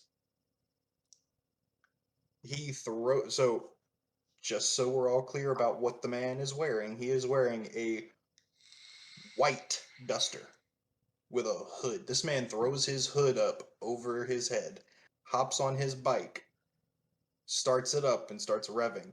"You better hurry the fuck up." And then he's going to bow his head and say, "If ever there was a time you were allowed to help, now is it." Oh, you're praying? A very quick one, because he's going to suggest that he go scout ahead and see if he can see the flanks of the enemy. Do I hear him say this? Say all of that? Do I hear him say? Do I hear the part to Zadkiel? Are you saying this out loud, Morgan? Yeah, say it out loud. To hell with it. I'm going to tag on. Yeah, you nerd-looking fool. Let's go. We got work to do. Yeah. And then I'm just gonna kind of crouch down and look at the sky, just like he's not gonna smite me, is he? I'm going to hear that, look at Marty and say, "The last time I saw him, he was in armor. I think he's ready." I'm gonna just stop looking at the sky, look at Morgan real fast, and be like, "I just made a mistake, didn't I?" Just keep looking at the sky. You take 6,000 Holy points of damage. lightning damage. Worth it. Just a Get- beam of get them holy tw- radiance Get lands them on 15 him. D20s ready, because here comes the Eldritch Whoopee cushion. I would think at this point, to kind of like stir herself up into battle frenzy, Fiad just starts singing the March of Cambridge. So, and like she's singing it loud enough that the rest of the Braves in the area around her can hear. I was thinking more Soldier of Heaven from Sabaton. It's a good song, It's a by the good way. one too. That is a good So- one. So, well, real quick, Morgan, you hear a voice in your head. Take your companions with you and go with God. And that is whenever you feel the inner parts of your soul begin to burn again, that same burning feeling from earlier whenever you got the pistol. And He's being cleansed. and you do feel a little bit lighter. And NT Senior, he does come over as you guys begin like hopping on motorcycles, and he says, "All right, I'll lead the main convoy if you guys want to go." Just kind of look at him and be like, "I'll kill them all," and then look at the rest of the party. We have our blessing, and just oh, I'm gonna jump on my bike, yell at my dad, "You still owe me a hat," and just peel out after him. Warren, can you check your phone real fast for me? Um. Because I think I just ruined my plan because we decided to take off. Yeah. Real quick. You could retcon it as I found some Because- boxes. Because yeah, I did kind of leap ahead a little bit, and I didn't give you guys your goodies. So where do we want to retcon it a little bit from? When I went in to find Chief Chris, I found some stuff that he had left for us, found some like stuff. boxes that had been set up to the side for us.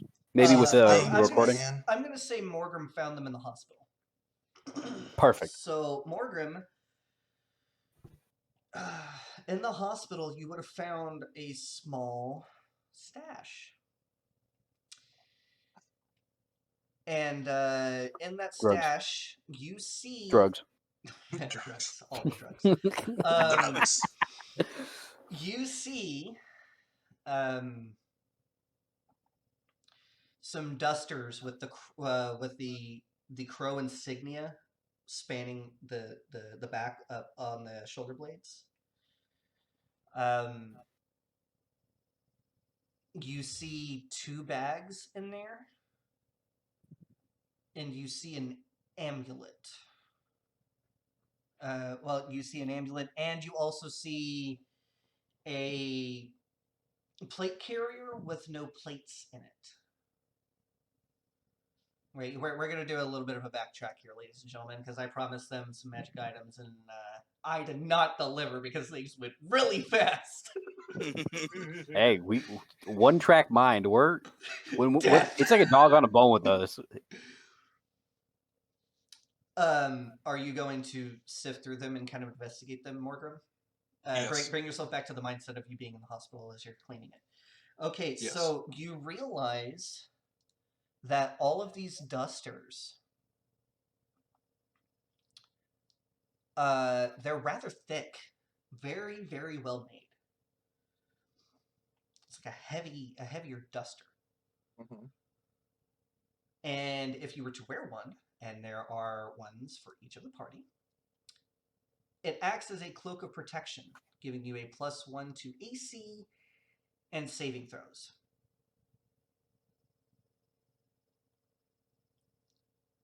I gave one of those to each of the party members. Sweet. Now the rest of these are specific, and I am expecting you guys, because I'm trying to help all the party members in ways that would actually help them. The 2 bags, whenever you open them up, you realize that they are bags of holding, and those are going to go to the druid and to the artificer. Lovely. Yay! I get stuff. Yes. You already got your pistol, so that's why you're not getting anything in this box. Yep. And that amulet is an amulet of sorcery. Gives +1 to sorcerer spell modifiers, like your attack modifiers for spells and your saving throw DC. And now the thing for Marty, you get You'll have to transfer the plates from your. Hold on a second. You'll have to transfer the plates from your plate carrier to this plate carrier, but you get an efficient quiver. Each of the quiver's 3 compartments connects to an extra dimensional space that allows the quiver to hold numerous items while never weighing more than 2 pounds. The shortest compartment, which is going to be the flavor text for this, is the magazine pouches. Mm-hmm. Can hold up to. I'm going to increase the number a little bit.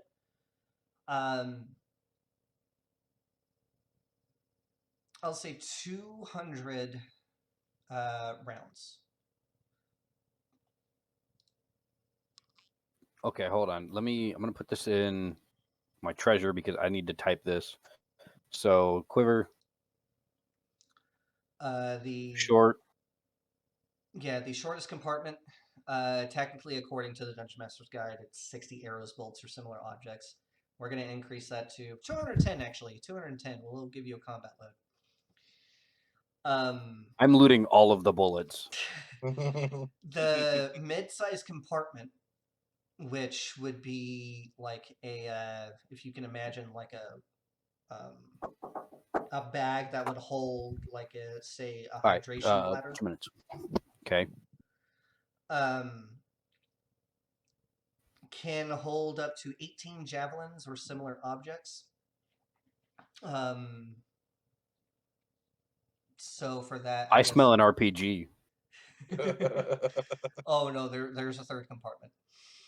The longest compartment holds up to 6 long objects, such as bows, quarterstaffs, or spears. Wait, hold on. Time out. What? The large? The larger compartment, or the longest compartment, holds up to 6 long objects, such as bows, quarterstaffs, or spears. So pretty much what it is it's an attached rifle case to, or rifle bag, I guess we could say, to the plate carrier. Yeah, boy. You Who needs to reload? You can draw. Switch to your other weapon. It's faster than reloading. You can draw any item the quiver contains as if doing so from a regular quiver or a scabbard. So you can do it as a free action. I'm going to retcon and say I picked up one of those M1As or M1 Garands that I looted from, that I acquired Tactically from the acquired, bodies of Chief Chris's bodyguards, and I just went, whoop! So right, it does not have as much space as a bag of holding. Okay. Okay. But the advantage that you get over the bag of holding is, although you cannot hold as much as it can by, like, I would say 15%. You can only hold like 15% of a bag of holding. You can draw it like that. Okay, perfect. Now I have to go help my family with something. I will be right back. Warren, I would like a 40 millimeter and an RPG. No. Anyway. So you guys tear off right past the bonfire of the bodies of the slain. And Chief Chris's pyre is also burning now. You can smell the stench of burning flesh and whatnot, but if anything, it steals your resolve. These were your people, and they were slaughtered like animals, and now you guys are going to be the vengeful spirits to avenge them. But you tear off into the unknown to get back at your enemy. And I'm thinking with that's a good place to leave off. So, with that, now we get to go over the Dice of Destiny, as we usually do. But before we do that, thank you guys for watching. Please leave a like, subscribe, comment, all those things. Let us know how that twist was, because I was not expecting that to happen so soon, but hey, it's all right. So, yeah, with that being said, again, thank you for watching. If you don't stick around for us babbling for like 30 minutes, about our after session review. But if you do stick around for all that, you know what time it is. It's after session review time. And it is going to be Austin first. Oh, it's been a while since I've gone first. Yeah. So, what is your Yeah. after session review there, buddy? Very intense roleplay. I don't think you intended me for you did. I don't think you intended for me to come to the conclusions that I came to so quickly. I was alluding to them, and I am happy that it finally clicked. Um, I will say I wasn't going to have it be Kylie, but it fucking fits. It really does fit.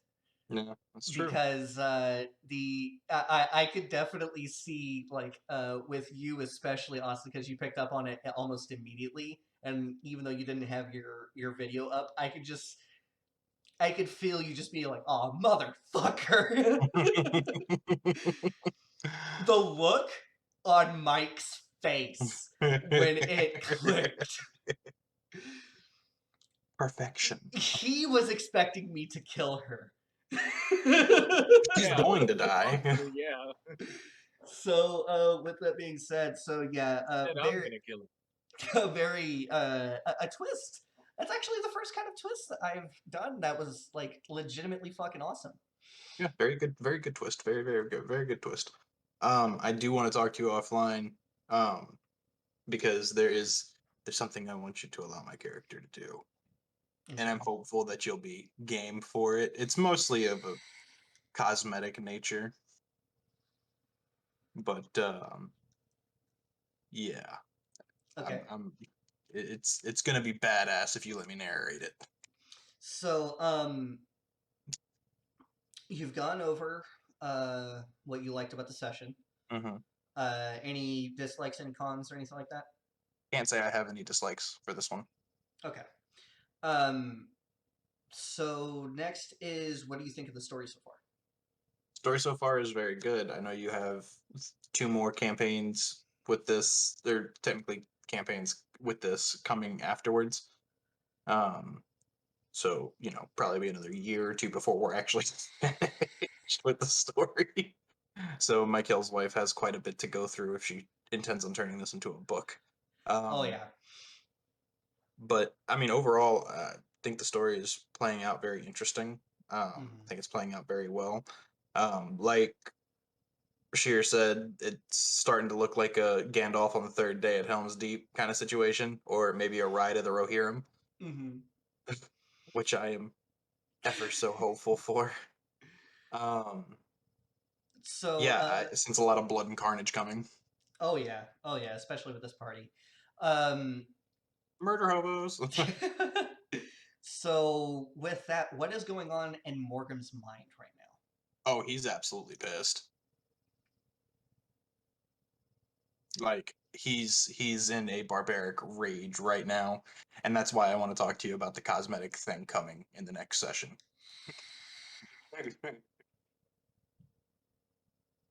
If nothing else, but for pure badassery. We'll definitely see. Um, So what but else? yeah, he's pretty pissed that something like this was even remotely allowed to happen. So he's out for blood. But the thing is like it even got Morgan because this woman has fed him while he was in the trenches. This woman has looked after him. You know, she touched the entire party, not just Ket. No, But but he's also thinking at this point, like, damn, she's really dumb not to have killed me earlier. Now she's gonna regret it. well, yeah. I'm gonna save Ket for second to last, or third to last, I should say, and I'm gonna go over to Sheer because I really just want to kind of savor what I just threw at Mike. But Sheer, what what did you think of the session? To quote a few of my favorite things. I am the hype. First off, but oh my god, this was an amazing session. I'm loving the story so far. Mm-hmm. So I'm just I'm looking forward to seeing where we pick up and where things go from there. I honestly have nothing negative to say about this session at all. As far as where Fiat is at the moment, she is the Avenging Druid. So she's pretty much going to become the Kubain, the Hound of the Crows at this point. Until another they have found. So Yeah, we do need to discuss offline on whether or not the PCs are going to fill in Fiad on their revelations, but we can discuss that offline. But yeah, no, I'm definitely liking this new character Fiad, because she's, at first you don't necessarily see that she's an avenging druid. At first you just see that she's there to care for people. She cares about the people that she interacts with. She looks after their well-being. A very competent surgeon, because I was honestly planning on the NPC that you saved to die. I was about to say, like, I know I kind of derailed your plans on that one, but that's what happens when I go over my spell list. So yeah, no, you definitely, I mean, you earned it, but the thing is that last medicine check, if you would have failed it, I would have killed her.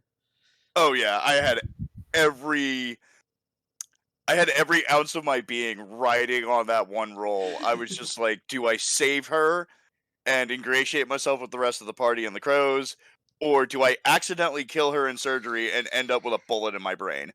So it would have been a 50-50 shot whether you've been killed. Just to say that. Yeah. The thing is like, you barely passed that check too. Because I had a feeling that DC was 17. I'll just go ahead and tell you the DC for it. What are we doing right now? After Are we on session break? review. After session review? Really? Yeah. I'm going to cut it early They did tonight. have the session. Yeah, because we just did the other half of the session. Oh. I had to move a piano, so I wasn't here for that. But yeah, what do you think of, I mean, the party, honestly? Honestly, I am really intrigued by the party's characters. I certainly want to get to know more about them as we go. Fiat in particular is kind of on the fence with a few of the others, but like Marty in particular has shown like, okay, you're cool, and just kind of whisked her into the crows. Kind of shanghaied her into it. It's called being drafted. Now yes. you know what Caden feels in our Star Wars group. Yeah, exactly. And the unholy holy man that is Mogrim is definitely very interesting to her. With how helpful he was during the surgery, Fiat is greatly in debt to him, she feels, and debts must always be repaid. Yeah. So, him riding off to go and fight people, she is right behind him every step of the way. Oh yeah. So too bad he's probably gonna die. Anywhere where Morgan goes, death follows. An unfortunate circumstance of his birth. Okay, well, the caveat you're missing to that, wherever he goes, death follows. It's normally his death. Yeah. How many times have you gone down? Twice, and it's usually in defense of somebody else. Man, I've gone down the most, I think.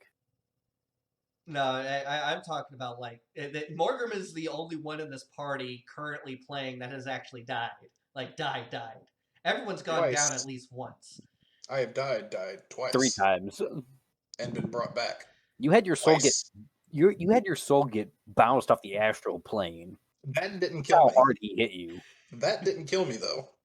Well, you got waterboarded with a minor health potion. That's why. All right, so we're gonna go ahead and talk to the man that I really want to talk to right now, Mike. What's going on with you, buddy?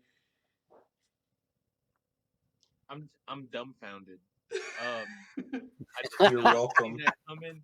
I cannot believe it took me that long to figure it out, like out of character. Um, but yeah, when it hit, like that was genuine. That was like complete me. Like what? You know how I felt last session when I was like, man, I'm getting emotional, like with Chief Chris here, because like we Yeah. got attached to these characters. It was weird. And Like the now guy I've just like ripped this, a and we're couple of like, them away from oh, you. like, oh, that It was just hurts. like I was so sure that she got away. Because I said that to the guys. I'm like, I think she made it out because all her stuff's gone and everything. She might have had time to, get her stuff and get out with everybody. And it didn't dawn on me that when we got up with everybody that made it out, she wasn't there. Like, honestly, if I'd have thought about it, that should have kind of pinged something to me like, hey, where's Kylie? Did you guys see where she went? I totally forgot to even think about it. Mhm. I knew she Well, was I gonna mean, be a we did special have a NPC. we did have somebody bleeding out in front of us, so that did kind of take precedence. So But So with that being said, what did you think of the session? it was good.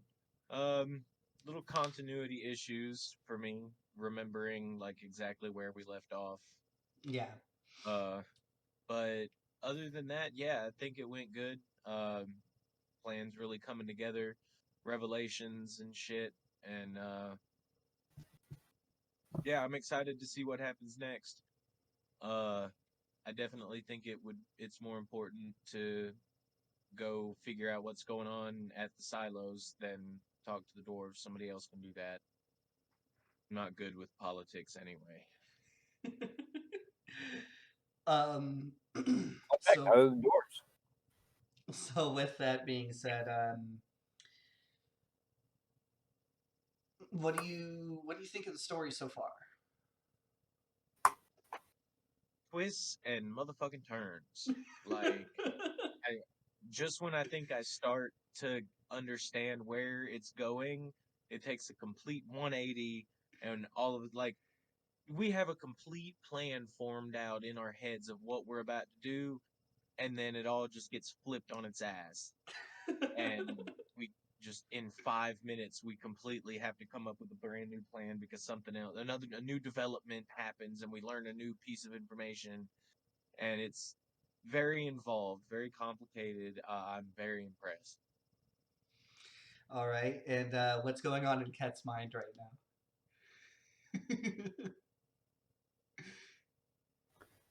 Think the about same that thing ass. the same thing going on in Mike's mind right now. Yeah, like Dumbfounded stupidity. Just I mean, yeah, like I cared about her. I took care of her. I protected her, and you know, shut up, Baker. I wasn't saying anything. I was looking at something. um, kind of like I said, a little ashamed, embarrassed, almost. Uh, you know, it was my idea to bring her in and to make her one of us. She could have very easily been recruited by the crows and just been another crow, just off on her own, and we never saw her again or saw her on the battlefield or something or whatever. No, I insisted, let's bring her with us. She's my girlfriend, let's do the thing with, yeah. And I fucked it up. It's my fault. So, would you say that Ket is definitely taking, like, in his mind, he's taking full responsibility of everything that happened to his people? I mean, I would say so, yeah. It like right now, while it's still fresh in his mind, he's basically blaming himself at this point. Mhm. I'm curious to see how you roleplay that in the future. I really am. Me too. So, with that, I know Baker is left. I don't know if he can hear us, but Baker, What is your? Oh, they just. Whoop. I had my headset on. I just had my head off the screen. Buongiorno. Say my name enough times, I'll appear. Like Bloody Mary, except stupid. Oh, like Beetlejuice. Bingo. So, what is your after session review there, Baker? I apologize for being gone for quite a bit of it. We had some family things come up that I could not weasel my way out of. One of them moving a player piano. If you know anything about those, they're mad heavy. And then we had family dinner and stuff like that. Which that one I actually was like, I'm just gonna eat with my family real fast. I am super happy with everything that's going on. I'm gonna start collecting good weapons now because they're just gonna all go right in here. Well, you're the fighter. You have to. If I don't make an Alakablam joke at this point in time, I failed everybody. Just Alakablam. So with me, because I know you and I discussed what we were gonna do, Kylie. So I'm gonna be really fair with you, Ket. We planned like probably 3 months ago that we planned it like last year that we were gonna at the very least kill Kylie and just ruin your life. And we were like, yeah, that sounds like a good idea. And then I was completely prepared for her to die. I had accepted that. That wasn't a problem. Hey, I gotta mute myself. My boss is calling me. Okay. But our new plan for Kylie to for Kylie to be the enemy, this tied into that so well. Yeah, And it it wasn't did. even like a surprise. And- It was and- just they figured it out and it was like, well, cat's out of the bag. No, like the thing is that to be fair, the thought didn't occur to me that I was making it look like there was an imposter. But the second Austin brought it up, I was thinking Write that down. Write that down. Yeah, right. I was thinking that there was only one NPC that could fit that. There was only one, and that was Kylie. Because just to kind of lay all our cards on the table here, we were planning on Kylie giving up hope that Ket had died, and she was going to join the enemy and be tortured and all that to a point where she was brainwashed into thinking that if she ever saw Ket again, he was the enemy. Kind of like doing the whole Katniss and Peeta thing when in the Hunger Games. If you played Call of Duty Ghosts as well, Yeah. What is his name? Rourke? Yeah, Rourke. I think, yeah. Fantastic game, by the way. I enjoyed the campaign far more than any other campaign I've ever played on a Call of Duty game. But that was what we were planning on. Yeah, but that was what we were planning on doing. But the second Morgan brought up there's an imposter, there's got to be someone who has been with us since the beginning of this conflict. She was the only one that could fit it. And Austin always does this shit. He always drops in little tidbits to where it just helps me make a better fucking story with this. I can't believe we didn't even think of that either, which is the hilarious part of this. Ladies and gentlemen, half the sessions we've done have been off the cuff. I kind of have to play them off the cuff because of this fucking party.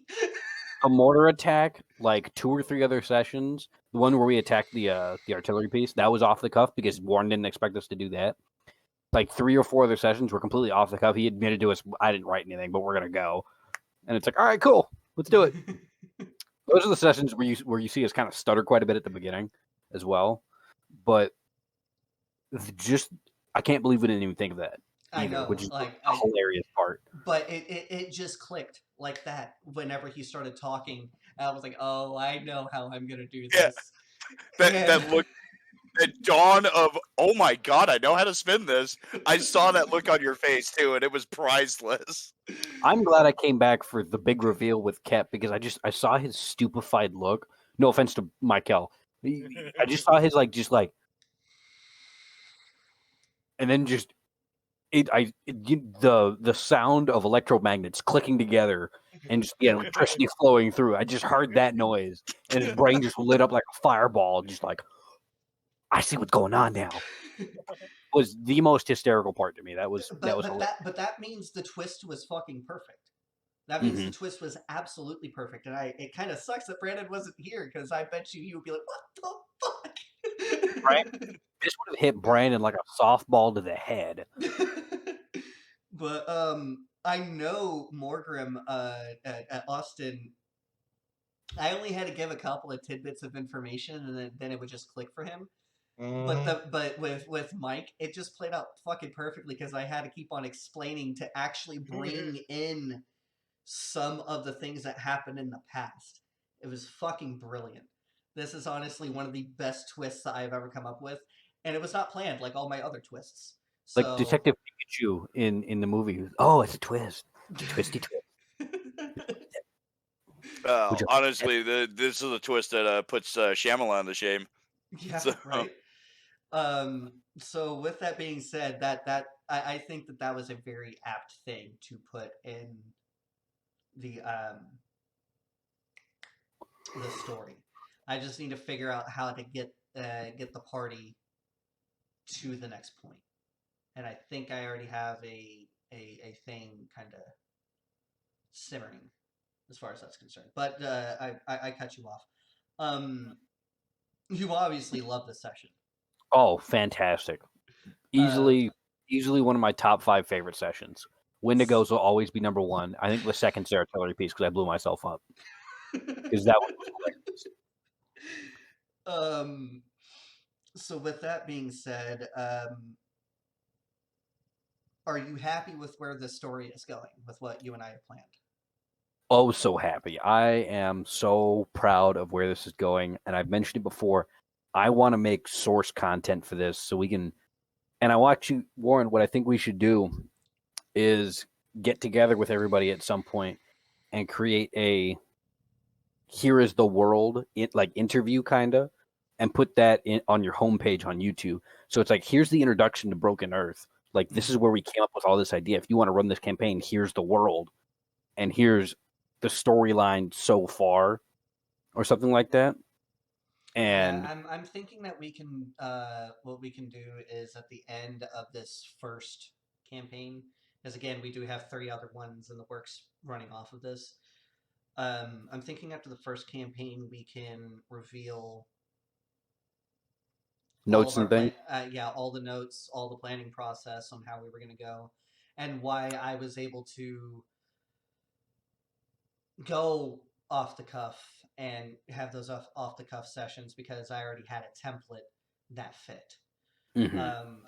And then another thing that I was thinking too is you and I can get together, and hell, we can even make this a party thing while we're planning out and ironing out the details for the second campaign. We can just go like session by session and just have like our own like little reaction videos and just kind of tell everyone what's going on in our minds and whatnot. Mm-hmm.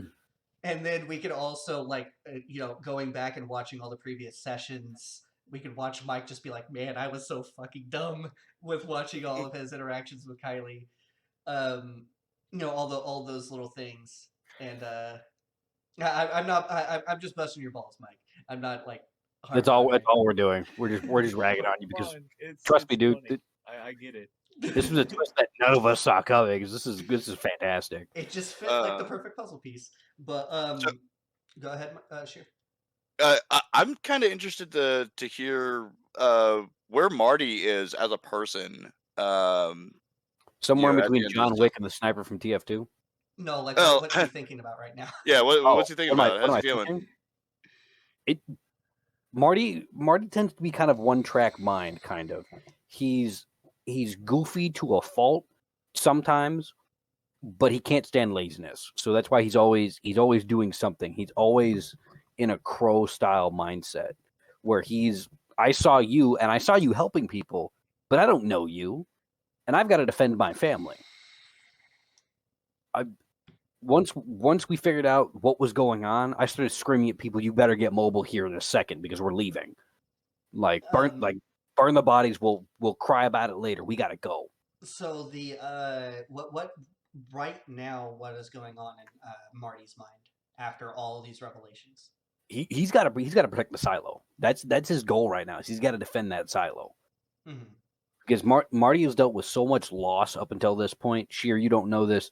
Marty lost his family to a plague.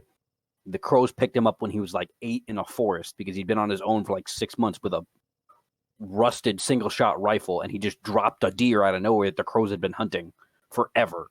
And they were like, "Where'd that shot come from?" And they saw him crawl out of a tree like 500 yards away with iron sights. And they're like, What's that child doing? What's that child up to?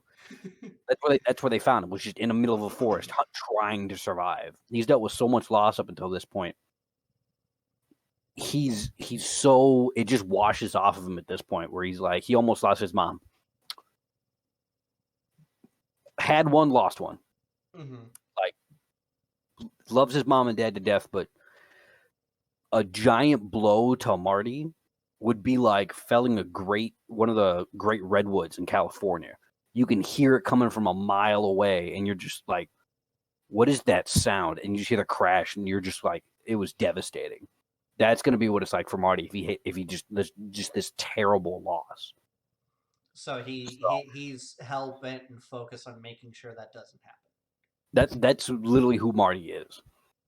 He is focused on making sure nobody has to go through what he goes through. He was afraid for Enty because he's already lost a set of parents.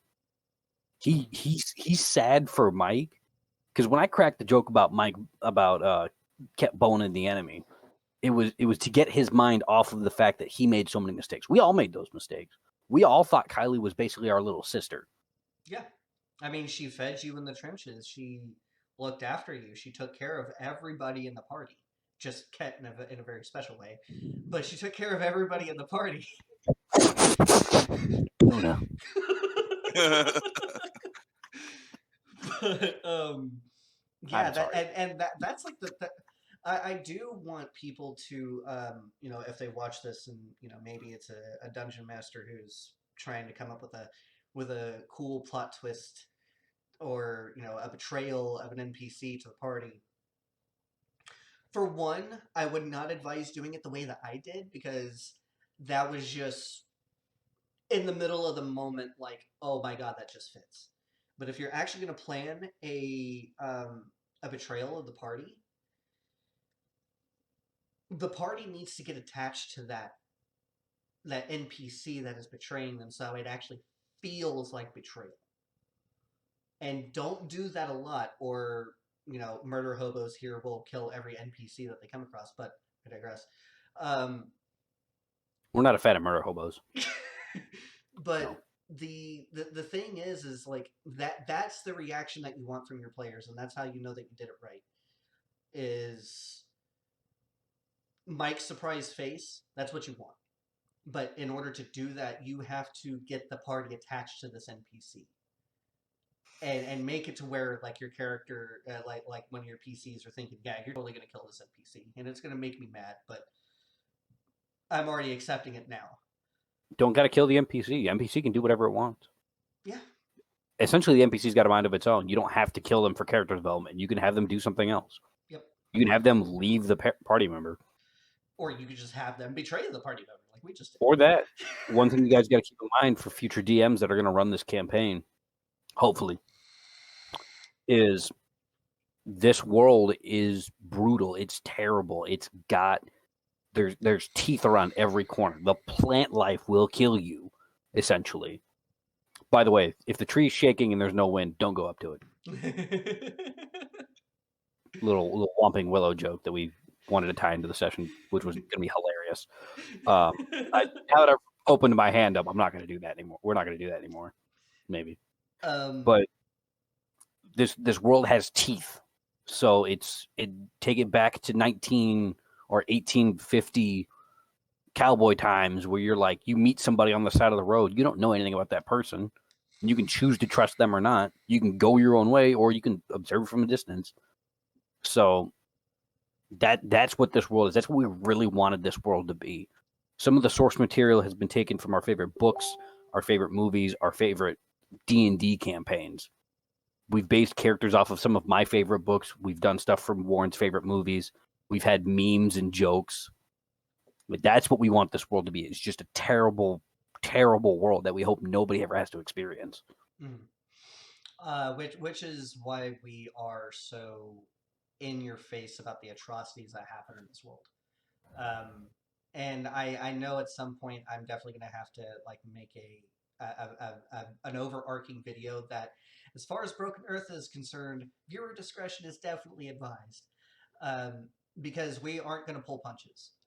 The only time I'll ever pull punches, as far as like rubbing, and I said this in the beginning in session 0, if memory serves, the only time I'm ever going to pull punches from rubbing my PC's noses in this, and all the bad shit that can happen in this world, is if I'm told, at the end of a session, like, hey man, you went a little too far. But the reason why I want to do this is, one, to get the point across, like, even though we are playing in Kansas, you are not in Kansas anymore. I love that joke. But two, I want to stir anger in not just the characters. I want to stir anger in the players, because a lot of times, we as people playing D&D, we make characters that, especially characters that we're attached to, we try to make them the better parts of ourselves. And the better parts of yourself is not going to allow those things to happen. It'll draw you in and make you either fight or come up with some way of making the downfall of these people happen.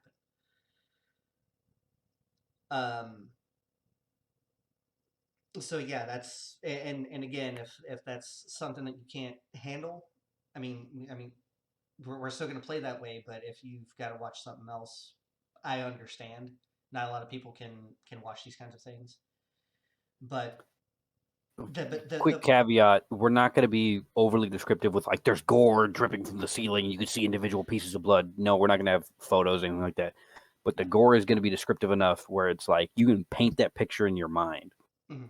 And so if you have an overactive imagination, like some of my family members do, they can't watch scary shows or anything too close to bedtime.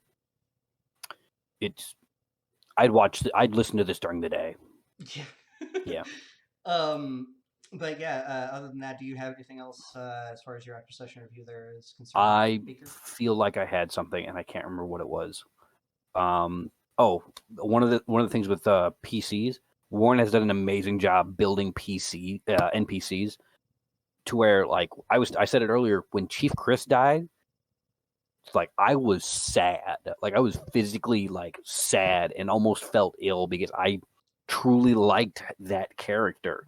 And And the he's dead. thing is it was also his idea to kill that character too. So. Oh, and I knew it was coming. I 100% knew that was coming. I knew that Kylie was going to betray Ket, but not in the way that I thought she was going to.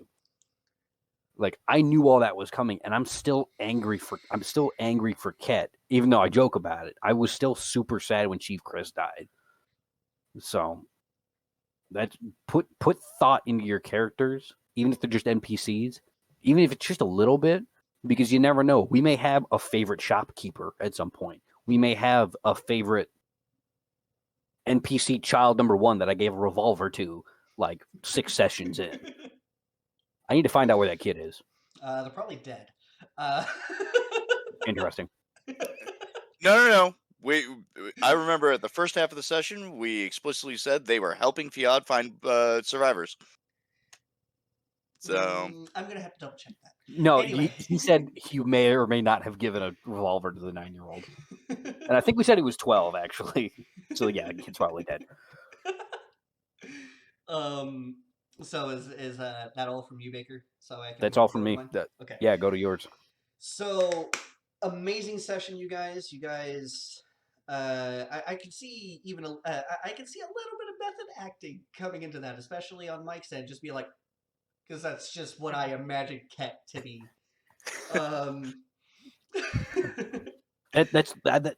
That's what I saw. I was just like, there it is. But well, damn. I mean, we pretty much covered my end. Yeah, you kept interjecting in mine. Yeah, I'm sorry. Anyway, I'm just kidding. I love you, buddy. It's okay. Um, yeah, you guys did amazing, and this I think is a wonderful session to introduce a new player to. I think Sheer definitely got a slap in the face on how this world is, just like how you guys got it in session 0. Unfortunately, because of time and circumstance, they won't be able to see how the crows would answer that per se, because they'll answer in one of two ways. It'll either be a celebration or someone gonna die. So you're going to be seeing option 2, Sheer. I will be participating in option 2. We're proud of you. We want you to do that with our holy blessing. Go murder. But yeah, like I'm super happy with where the story is going, and I really do want to give an awesome shout out to Austin for Hey, for bringing that up at the right time to where it would click for me that's what I to do. help push this story to be better. And with that being said, it is time for me to give out cookies.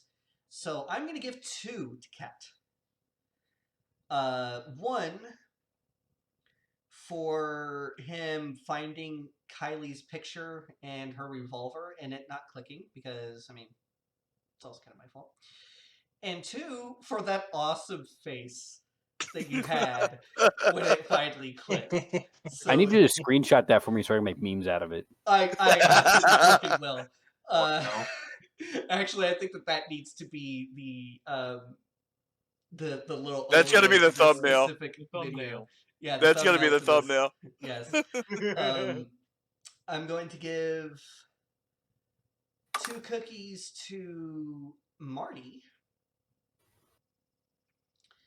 That was gone like half the session. Well, we also have to take into account the other half. Oh, You were gone for half of the second half. For finding Chief Chris and the way he roleplayed when he found Chief Chris. And actually, no, I think I'll just give you 1 cookie. Just 1. Perfect. I have so many. I've just been stocking them up. Yeah, you guys need to start using them. I'm gonna dump them all on one roll. Oh my god. 1 die per roll. I'll use my bad dice too, so it's like basically it's disadvantage. I'm going to give 2 to Morgrim. Hey. For his calling upon Zadkiel in the first portion of the session. And for, of course, helping me come up with that that wonderful, wonderful twist that I totally did not plan for, and neither did he. And I'm going to go ahead and give, I'll say 2 cookies to Sheer. Okay. So for the new people coming in with me, yeah. what is a cookie? Okay, so cookies are inspiration. I believe that we have upgraded the inspiration die from a D4 to a D6. Yes. I believe so. Okay, so a cookie is a D6 that you can apply to any roll. It can be a skill check, an attack roll, a saving throw, or a death save. I would typically keep at least a couple on hand for death saves because, well, I roll a lot of natural ones whenever it comes to Okay. saving characters. Anyway, but yeah, it can be applied to any roll that is a D20. It cannot be applied to any damage rolls. It can only be with a check. Okay, I'll add that to my notes. So you are getting your 2 cookies for 1. Coming upon people that you did not know and immediately rendering aid, and 2, saving NT and Marty's mom. Awesome. So I do believe that is all the business that we need to conduct tonight. Yes, Baker? I was clapping. I was asking you if that was all that we need to cover for our after session. I think that covers everything. That sounds good to me. All right, so with that being said, thank you if you've stuck with us this long for watching. and coming along this journey with us. And if you would please leave a like, subscribe, comment, do the good things good, hit the little bell thing. Help us with the algorithm, because YouTube is one of our corporate overlords, and we need your help to get more people to watch this video. I did give you a shameless plug on Facebook, by the way. Oh, Dankeschön, meine Freunde. Anyway, we will see you guys later, and stay tuned for next time on Broken Earth.